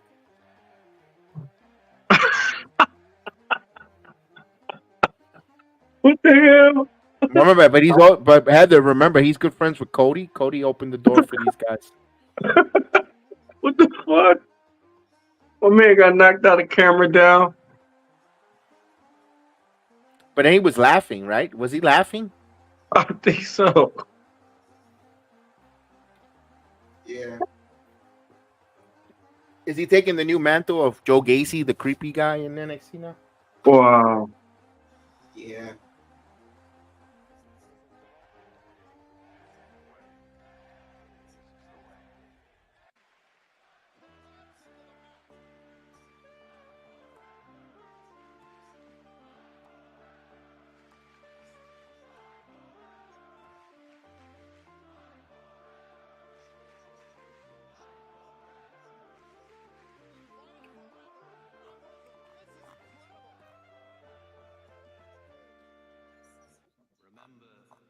All right, we got a commercial break right here. Appreciate you guys joining us tonight.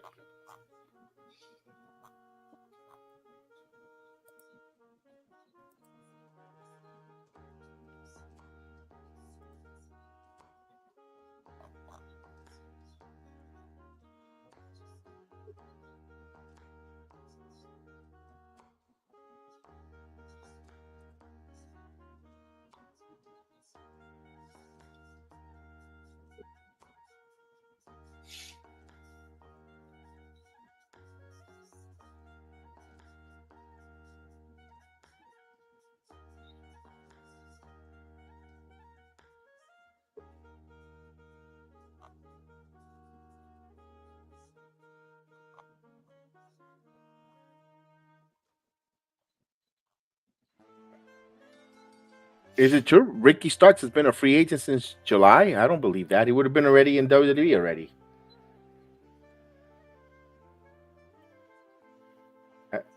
They're saying that he's been a free agent since July. I don't know. I think he would have signed already. He would have made a debut, unless if they're waiting for him to debut on when the USA Network for Fox. I mean, when they move from Fox to the USA Network for SmackDown, you know, it could be a big surprise. So you could start it off hot. Yeah, if I tell you something right now, if he appears on NXT, he relieves some pressure off of Trick Williams. That's another big one too. And No Mercy, come up in No Mercy. Someone that Ethan Page said, let's say Ethan does defend his title, will defend his title and successfully, and all of a sudden, boom.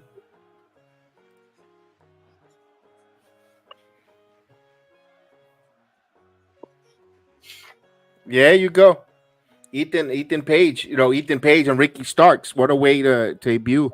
Then it was like, what are you doing here? And then go back and forth in an argument as No Mercy goes off the air, whatever the case is. Ricky Starks, absolute Ricky Starks.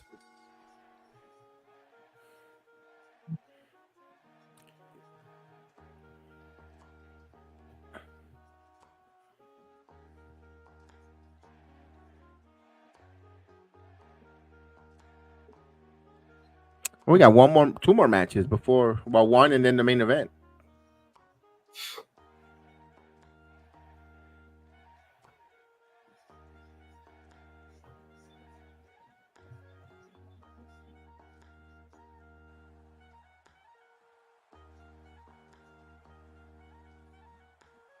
Oh, nice. She went to Slipknot.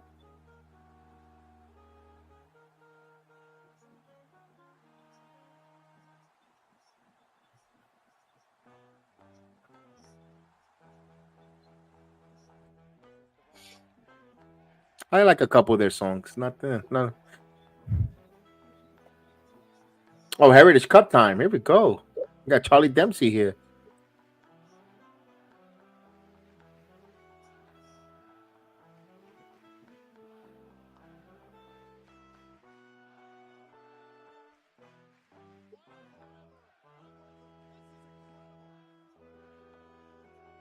I guess we're gonna find out who's his new opponent.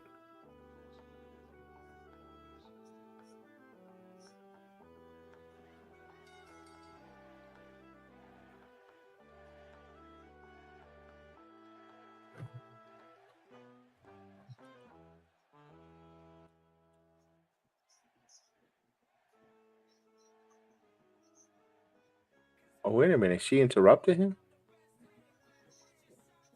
Nah. Lil Robinson, Lil Daz. Come on.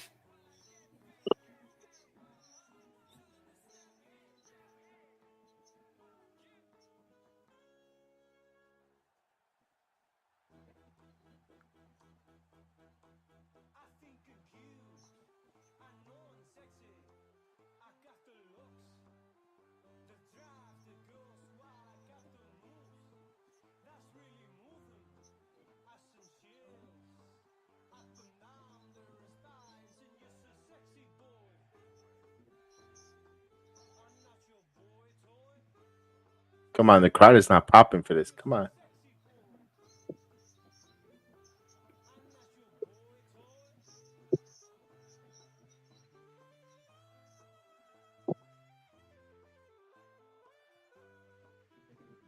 Uh-oh. Uh-oh. Heritage Cup?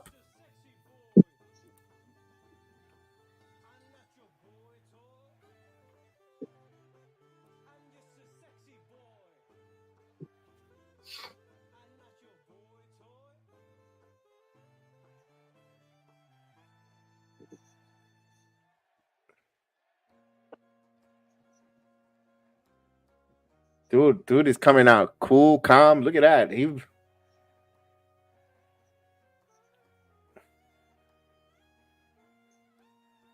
Look at him putting out the white shoes. Look at that. Look at him put the white loafers on for Obafemi. With the white belt. Look at that. Oh. He ready for Sunday tea time.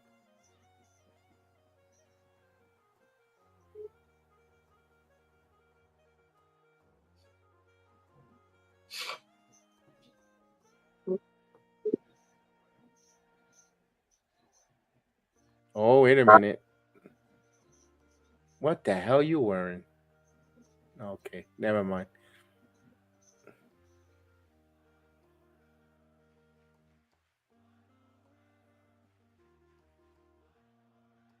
At Wild Bafemi, she was like some pops wear off the Wayne brothers. Mm-hmm. I'm telling you, those shoes are. Man, look at that.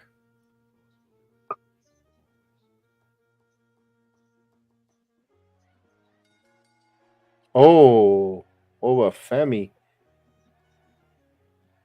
Anthony D'Angelo. Here we go.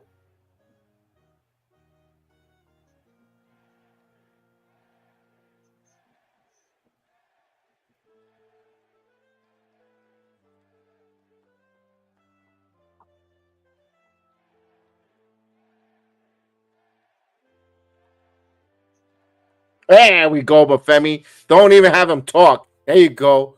Ah, come on. No.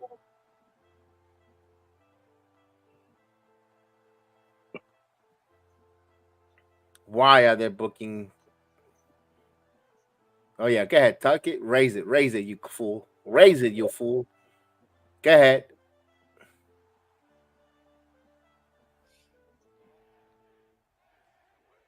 Oh, he didn't raise it. He didn't raise it.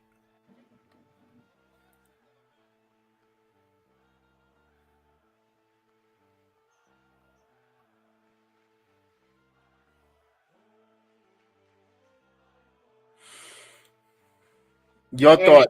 You didn't raise it. Kev, you didn't raise it. You didn't raise it. I'm worried now. Yeah, not worried. Yeah.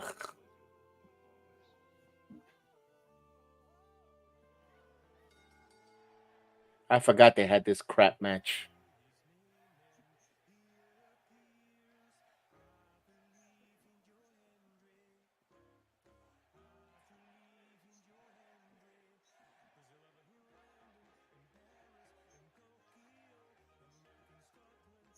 Hey, we haven't seen him in a couple weeks.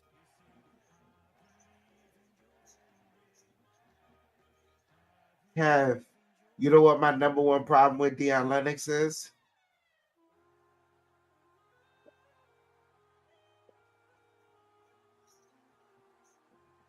He's happy to be here.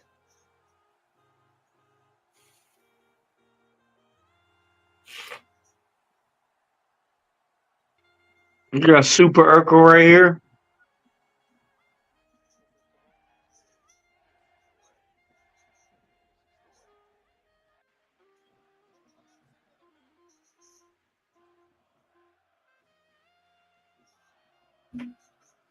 Oh, come on.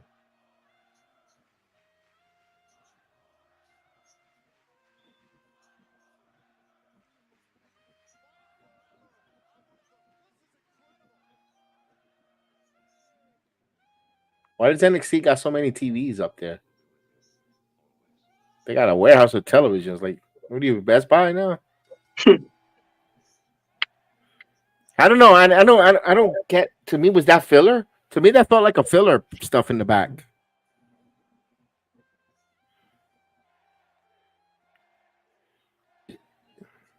With Javon and Gallus and Cedric. I understand that Dante is going to take on Urkel in a minute here.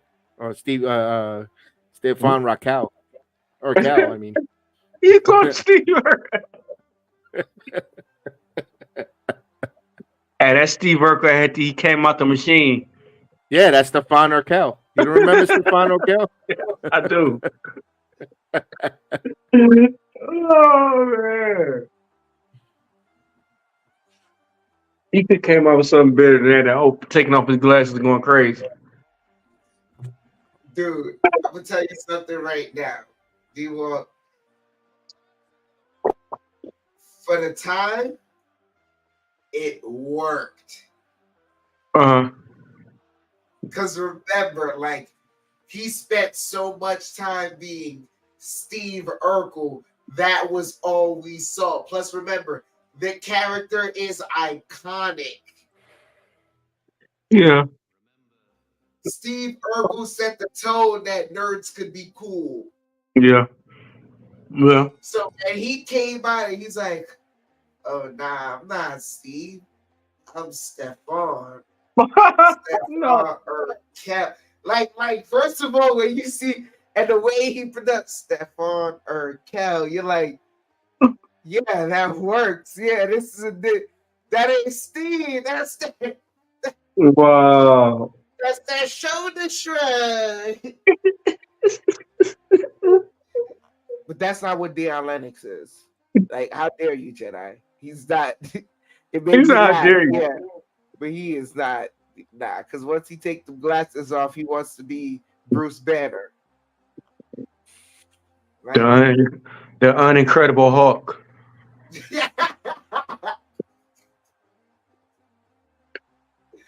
Yeah, he really is incredible.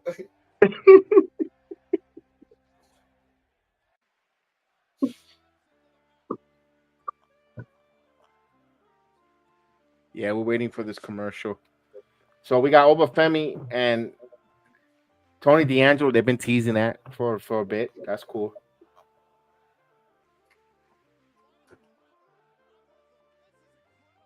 Should have raised the title. I don't know why he didn't raise the title. He should have raised the title. God damn it. As soon as you said up, I was like, Jedi, what happened? What? But I didn't say it. I'm like, wait, what happened? No. And I looked up like, he didn't raise the title. No. All indications say no. I would hate for Tony D'Angelo to beat Obafemi. I know someone's gonna have to beat Obafemi eventually, but damn, I would Like, hate. come on. Not yet. I think it's gonna happen. No, but even then, it's like, dude, like off of a spine buster, I understand, but like, dude, Obafemi's done took out way bigger challenges. Mm-hmm.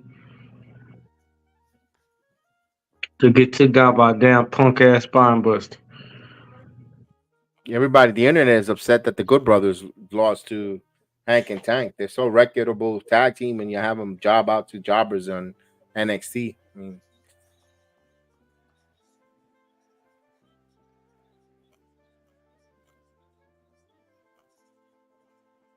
God, that guy stinks.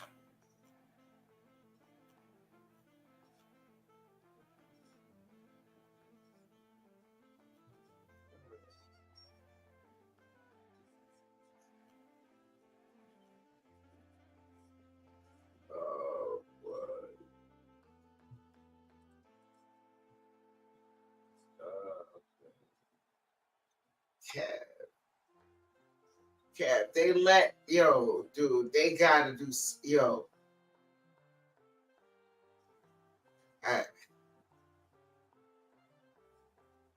They need to send him to Japan. Be smacked up a little bit over there. Oh, this match is terrible. I'm sorry, guys. Oh, I'm not a fan of this guy either. I'm not a fan of him. I'm gonna say something right now. Sorry to every NIL male that comes up on onto NXT. It's gonna suck for you. But guess what? The to be here gimmick isn't gonna work for you as long as it works for some of the women. Matter of fact, for damn near all of the women. Wrap this match up, please. Hey, BS, can we get a wrap it up? Yeah, here we go. They're gonna ring the bell. All right, we're gonna ring the bell, but I'm gonna ring the wrap it up.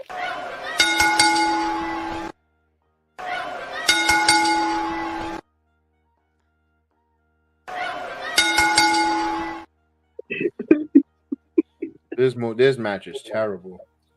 Like, bro, like, dude, this is just lazy character work with this guy.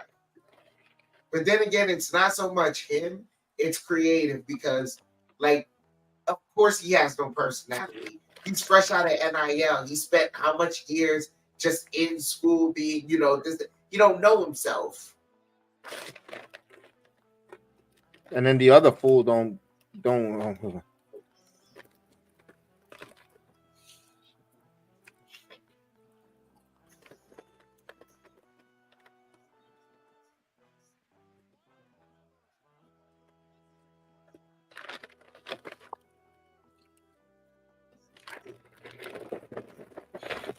Oh, he was the Rams. He used to play. He was gonna play for the Rams. Look at these two dumb ladies in the front. They're the ones that be there at 8 o'clock in the morning, all without taking on the heat, sweaty, stinking.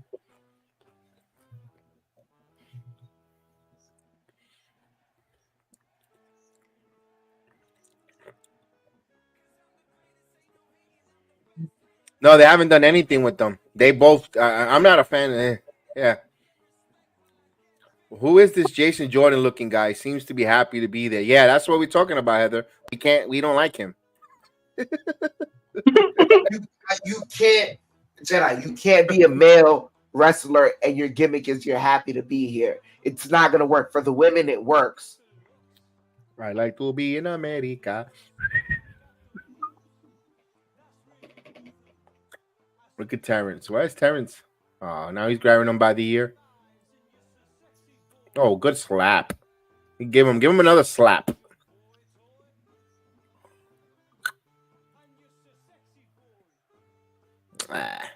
It's stupid.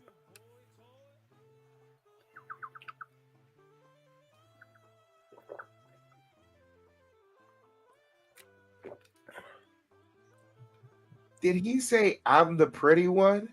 I guess. Is that what they're fighting over? Yeah. Wow. Who's the more the ladies' man? Wow.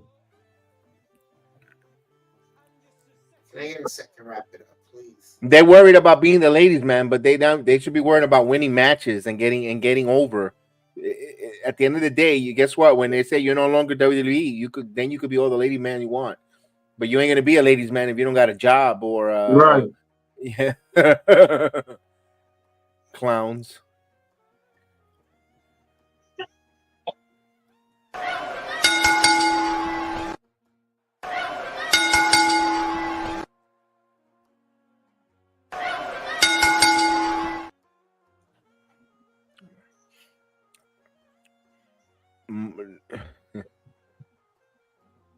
Oh man, come on. You know what? The show has been a little bit average. I'm not gonna lie to you, Heather. I love NXT, but yeah.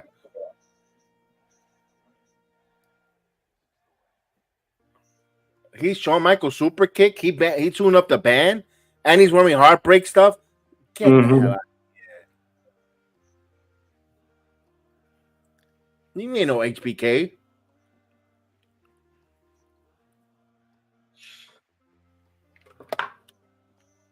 And look at the come on, John. Don't be cheering this guy on and dancing to him. Don't encourage him, please. Sit your ass down. John dancing. I see John dancing. Yeah. Yeah, sit down. Sit down. Don't. He said, "Don't encourage this bullshit." Here we go, Lexi King. He won with a Shawn Michaels super kick. Hell no. Hello, ladies. Whoa. Somebody order pepperoni? They had a drama queen fight.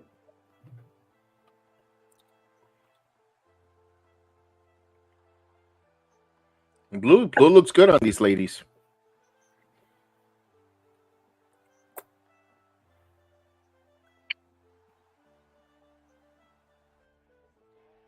Is that a pretty cool name?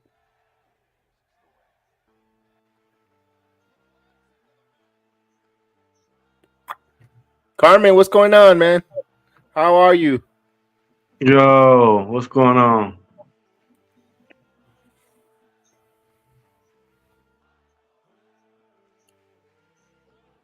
Oh, Lexi King is showing some personality.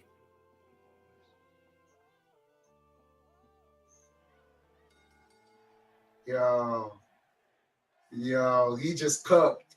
He just cooked.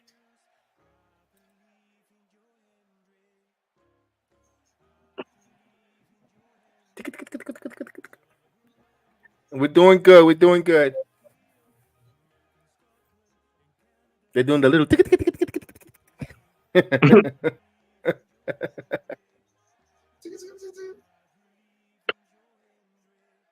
What happened to Noam Darn? He must be having visa issues because damn.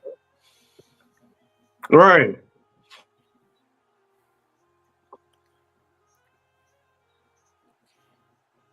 Probably ain't do the. Oh, they announced it. It's gonna be Tony D and Obafemi for the title. Wow, why are we getting this here? Chase U and Nathan Frazier. Ugh. All right, here you go. Main event time is Wesley coming to the ring. Yeah, like Heather said, this main event better slap because this is an average or a little subpar, and they're doing 2 tapings too of NXT. So they're gonna take that vibe into next week's.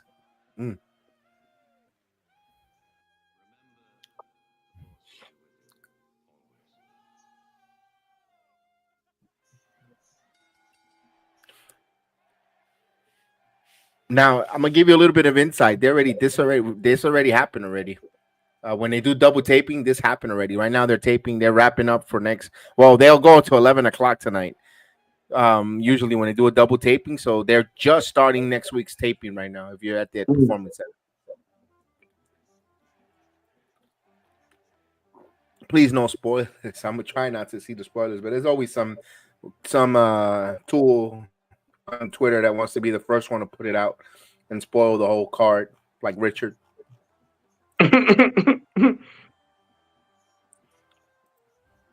Richard, we on you. We know what you're doing.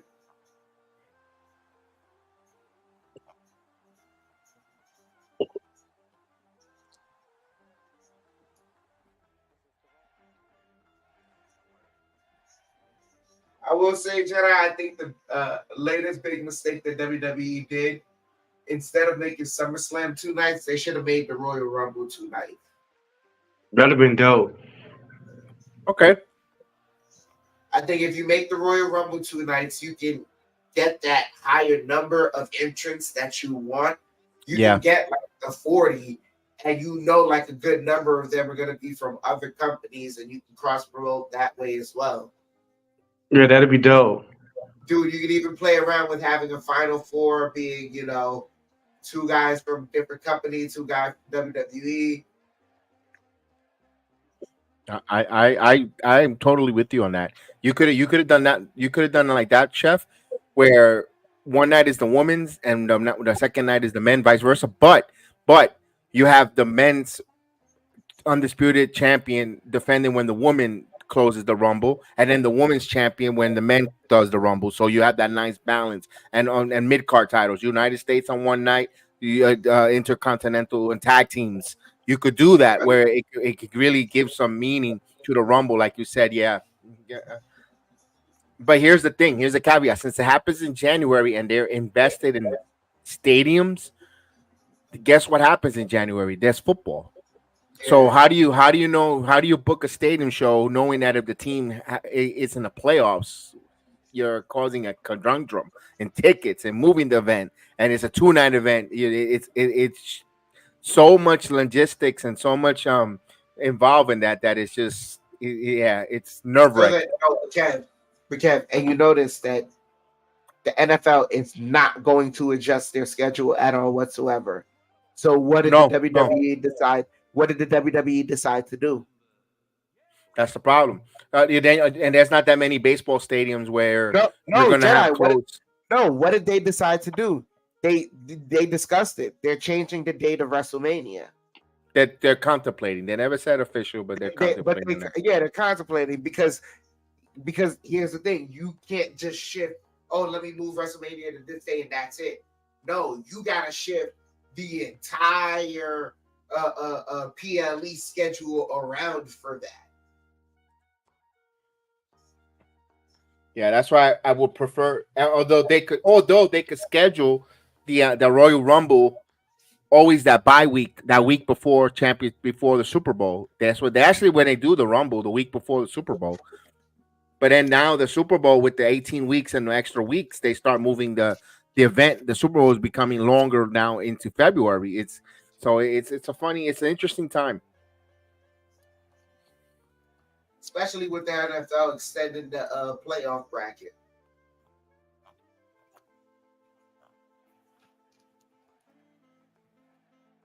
Yeah, that's right. Lash Legend referenced her WNBA career. She was part of the Sonics or the Seattle team. Hold on. Hey, why Lash Legend ain't wrestling the gauntlet? That's, you know what? Yeah. Oh, no, Carmen, that sucks.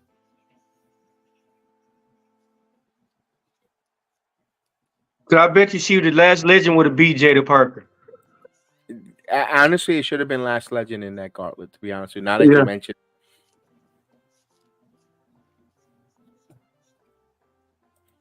6-person mixed tag, that's going to come out later. They're probably doing that right now. Next week. What else? Carmen Petrovich is going to get her hands on Izzy Dame. All right.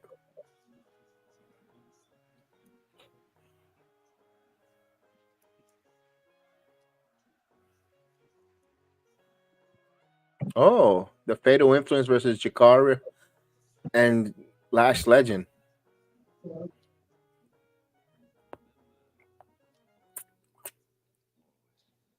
Oh, that's the final NXT before No Mercies. That means, oh, huh.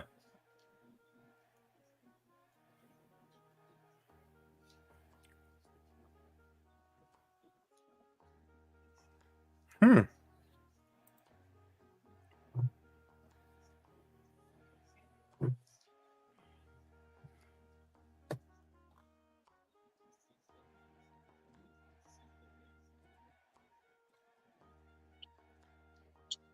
All right, here's Pete Dunne coming out. Pete Dunne will be the coming out first.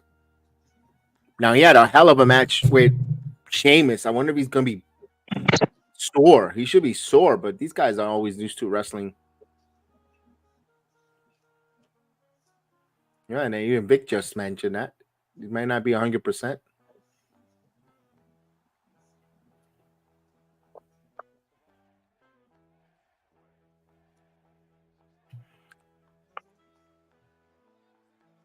We've got Wesley already in the ring. Pete Dunne. Now here we go.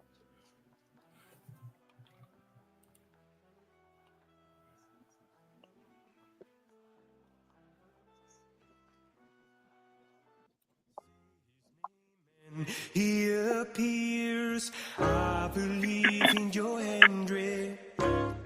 I believe in Joe Hendry. Cause I love him in London. And First NXT without Trick. Yeah, that's true. That's true. Paris, Tokyo.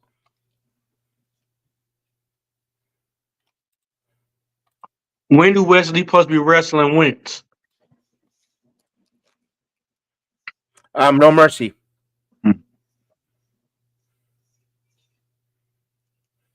Yeah, I can see. I see Joe Hendry winning this.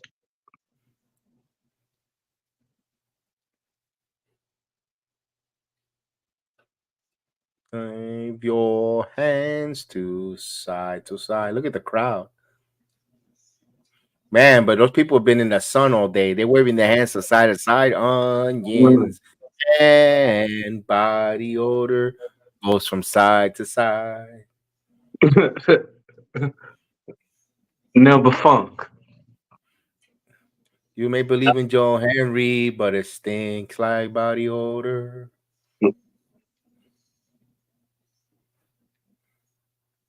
There we go. They both attacking him. Oh, nope. No friends in the triple threat. Let's go. Oh, there you go. Bye, Pete Dunne. Up you go. Oh, nice knee by Joe Hendry. Let's go, Joe. Oh, Wesley. Oh, Joe Henry caught him. Joe Henry now. Here we go, Joe.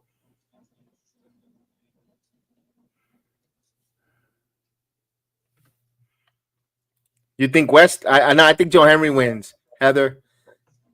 I think Joe Henry wins, and I think when he goes against Ethan Page at No Mercy, because it's gonna tie into TNA. I think Josh Alexander costs Joe Henry the title, against Ethan, because remember they got history, Ethan and Josh Alexander, and I think and they could pay that off on TNA TV. They're gonna have Bound for Glory coming up soon after Emergence, so they could try to play that off. Remember, the Josh Alexander cost Joe Henry a chance to win the opportunity for the heavyweight title there on that gauntlet match at Slammiversary. So there's some unfinished business. So when do you think the invasion gonna happen? I don't know. I think they want to keep us on our toes because everybody's expecting it. I think they want to shock us when it does. But you see Wesley talk negative about TNA and not wanting them here and stuff like that. And Joe Henry trying to wave that TNA flag. So the seeds are being planted. The seeds are planted. Yeah. We just got to find out when the payoff. Remember, War Games is coming up, but I don't think they're going to involve them in that. Like the way I would love that to come to fruition. But the NXT has a deadline pay-per-view for December. Yeah. That could be a payoff there. Where instead of deadline, they could call it World's End. I mean, Worlds Collide. World's End is the other company, the disaster. So I'm just saying soon. So we're saying Joe Hendry and Ethan Page wrestle, and that's when invasion start, and help Joe Hendry win the belt. How humiliating would that be for a TNA wrestler to have the NXT title? It won't be humiliating. That's a working. I mean, They trust Joe Henry to hold that title. That's why I think Josh Alexander is going to cause that match, because I believe that it pays off in TNA. And I didn't mean to say how humiliating, but how insulting would it be to have somebody outside the NXT win the belt? But if Joe wins, he won't win at No Mercy. Yeah, Alexander could run in on that. Yeah, because remember, Heather, they haven't paid it off. Joe, I don't think Joe has gotten his hands on Alexander for eliminating him in Slammiversary, so, and turning heel. So he's gonna want. And what more of fuel to the fire is costing Joe Henry to win. Because then just think about the promo from Josh Alexander. I prevented you from getting TNA World Title, and I prevented you from getting NXT World Title. You're never going to win World Title because I'm the face of the company, and you're just a flash in the pan. I mean, you got so much good storyline there from Joe and Josh Alexander. Man, that when Joe Hendry do that dive out the ring, be killing me. It's almost like he's jumping in his bed, though. Look at Wesley. Look at Wesley. Oh, the suplex into a sunset flip. I love it.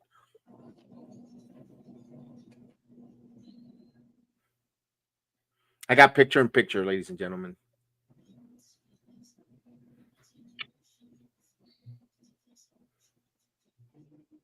Okay, let me read this here. No, not yet. Alexander's on two fronts. He says after he takes on Joe Henry, he is going after Nick Nemec next. Yeah, there we go. You could pay. The point is, you could always pay that off on TNA, even on their TV tapings that they do and all that. Or again, you got Bound by Glory coming up, so you have to start building for Bound for Glory. Because I don't know what I'll probably tune in this Thursday, just vaguely. I'm gonna find out what's the emergence card gonna look like. They're not booking it like a pay-per-view though. It's gonna be the same time as SmackDown, but damn, it was it's gonna suck because it's supposed to be a big show for them emergence. I'm surprised they're not doing it on a Saturday, doing it on a Friday.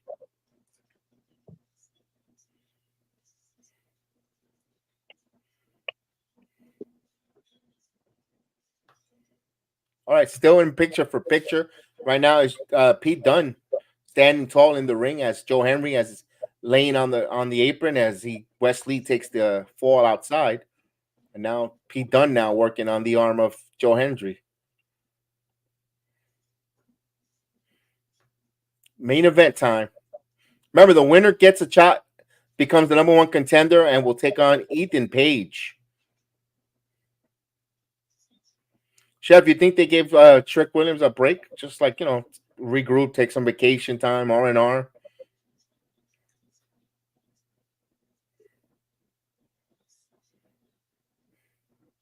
Yeah.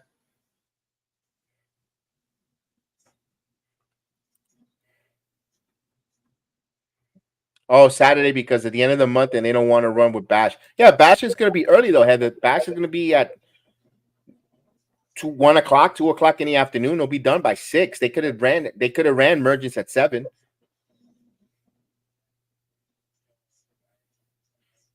Unless, again, here it is. Again, they don't want to compete with their soon-to-be bought company in TKO because they have the UFC at night. So they don't want to make. That's probably what it is.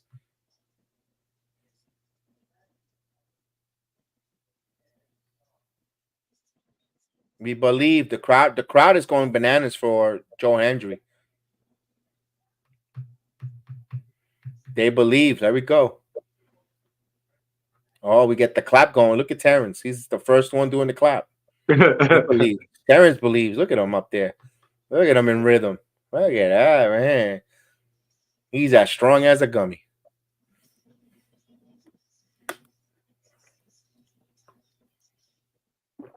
Here's a pop-up insecurity. Oh, wait a minute. Here's a choke slam. Oh. Pete Dunne. Now he's laughing now. Come on, Pete.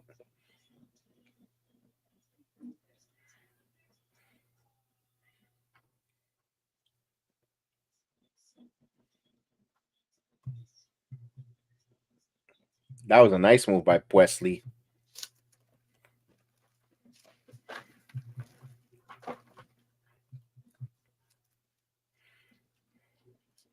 Damn, that's a nice chop. Oh, here we go. An armbar by Pete Dunne working on Joe Hendry. Oh, the finger manipulation now. Now Wesley now. Double finger joint. They're going to take two fingers, two sets of hands. Yup.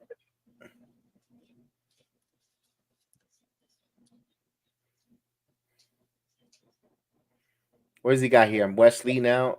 Oh, he just slammed him. Hendry. Now he's going to pin Hendry. Damn, Pete Dunne. The bruiserweight. Let's go.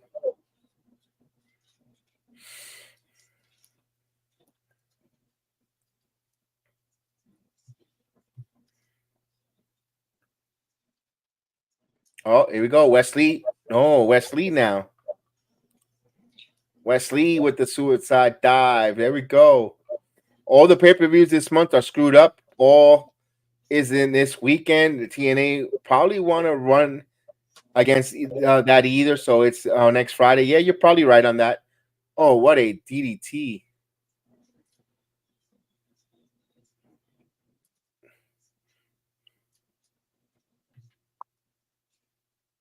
Yeah, you're right on that. Especially when they just had Slammiversary.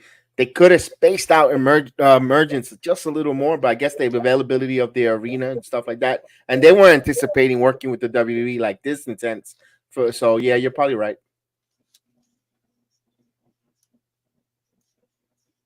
Oh, damn! They sat muffin chops all the way at the end, the top. Damn,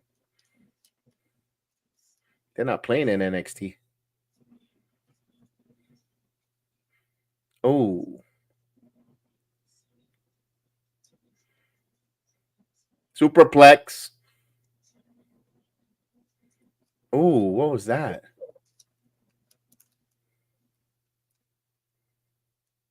Here comes Wes. Oh, what a splash! 1, 2. Oh, Joe Henry. I thought he was gonna stay down. He kicked out. Or at least thank God that the main event is delivering, man. It was better. It's helping out the show closing out.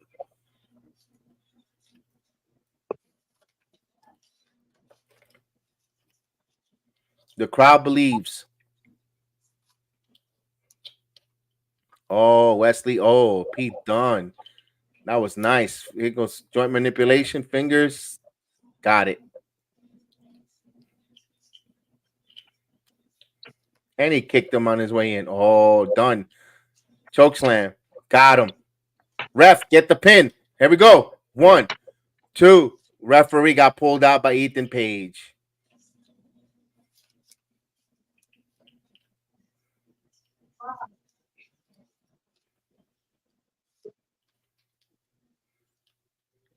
Oh, damn. Wesley landed on his head there.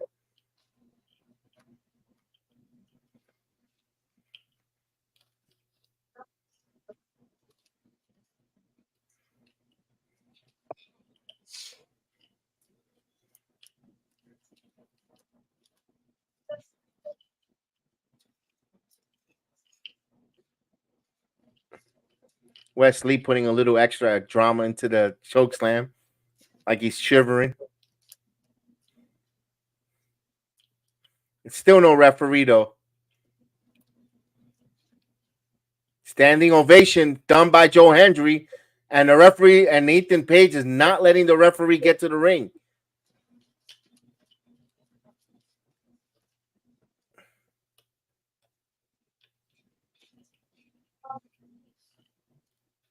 Oh, here's Pete Dunne. Don't tell me you're gonna get Pete Dunne and Ethan Page. I don't want to see Pete Dunne. Yeah. Trick is in the building. Oh, Trick with the knee. Oh yeah, man. Oh yeah, man. Let's go. Oh, he did it.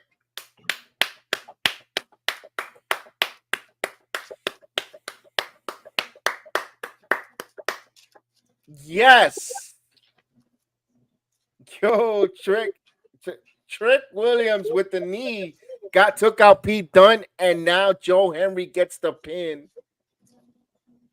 Number one contenders, Joe Henry, and the crowd goes wild. Let's go. You know what? I didn't expect that finish, and I loved it. I literally said it at the beginning. First show without Trick. Mm-hmm. Trick has to make an appearance. Okay.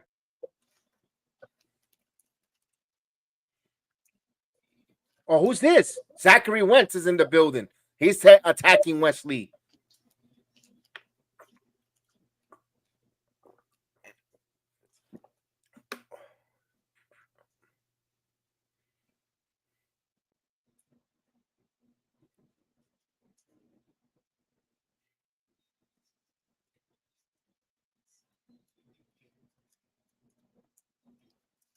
And the crowd, let them fight, let them fight, let them fight.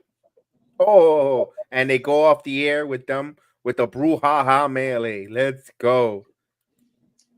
That saved NXT tonight. Yeah, that did. That saved NXT. That saved the shit out of them. Because that finish, because you're always going to remember how the show ended and how it finished, and it really closed out awesome. That saved it. Oh, man. They had to do something. It saved it because we got Zachary Wentz jumping the fence, jumping the rail, going after Wesley because that's a bloodbath between those two, a grudge match. And then Trick Williams, Ethan trying to screw Joe Henry, and Trick said, no, Pete Dunne ain't gonna get it. Man, that was good. I loved it. Yeah, that's the story. He wasn't letting. He hates Pete Dunne, so he wants to go after Pete. So they're gonna add that to No Mercy, Trick Williams versus Pete Dunne. Yeah, probably a stipulation. Yeah, probably a stipulation match, like something. They ended that match. Yeah. And then you get Joe Henry versus Ethan Page. That was dope. They had to do something. They needed that because it was a subpar NXT until they did that. I liked it. It was like a funeral home, man, before that match. No, and I know you got to give other folks matches, but when you have Wank and Tank, and then you had, Leon Lennox. I mean, Dion Lennox. And then the Lola Vice Wendy Chu wasn't so hot either. It needed that. It needed that hot finish. All right. Yeah. Wow. Yeah. Yeah, that was yeah.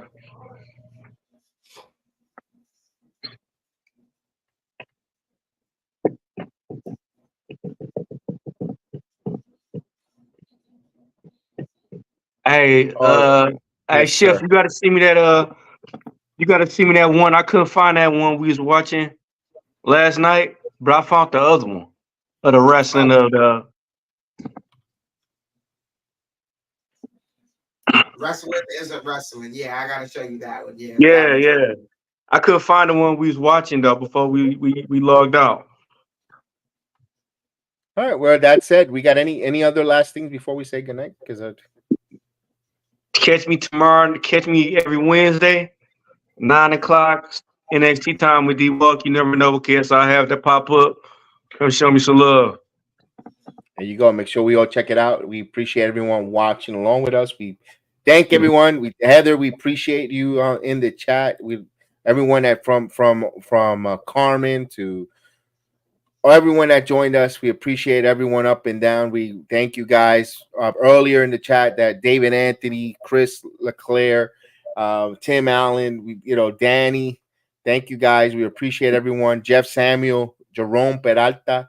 Thank you guys. You guys were awesome on the pro. Mr. Elliot Quintana, who says he believes. We all believe with you, brother. So we'll be doing we'll definitely be back for Friday Night SmackDown. I don't know if I'll do a wrestling pod in between. Usually I take those 2 days to rest, especially now where there's and once the basketball season, we're going to be so busy. So that's why I don't want to do too much, saturate the internet. And I usually take Wednesdays to sleep and rest a little early before work. But thank you guys. We really appreciate you guys. We really, really enjoy doing this. Don't forget to like, subscribe, share, and on your social media platform. Let's get some more wrestling fans involved. Don't forget to check out D-Walk, NXT Time, Rican Reaction as well. Hey, it's Canary, all our friends. The Square Circle with Marie Matthews, absolutely. The Run-In podcast. So we're becoming a big network of wrestling community that we want to continue to grow and work with other people. Don't forget as well, Kayfabe Cartel with the Misfit Nation, Chris Deshawn. So we definitely want everyone to help support, grow. I hope that everyone else gives us the same love here on the Heal the Ring podcast. Hopefully it's not a one-way street. We want a two-way street dialogue where we promote, you guys promote as well, and so forth. So we want to appreciate guys. Guys, have a blessed night. Let's go. Peace out. Acknowledge me. And you want to know why? Because you're number 2. Hey, no. I mean that with respect. You all would be lucky to be a number 2, but you're not even close. This is the greatest number 2 of all time. But that's all you will ever be, is number 2. Because I'm number 1.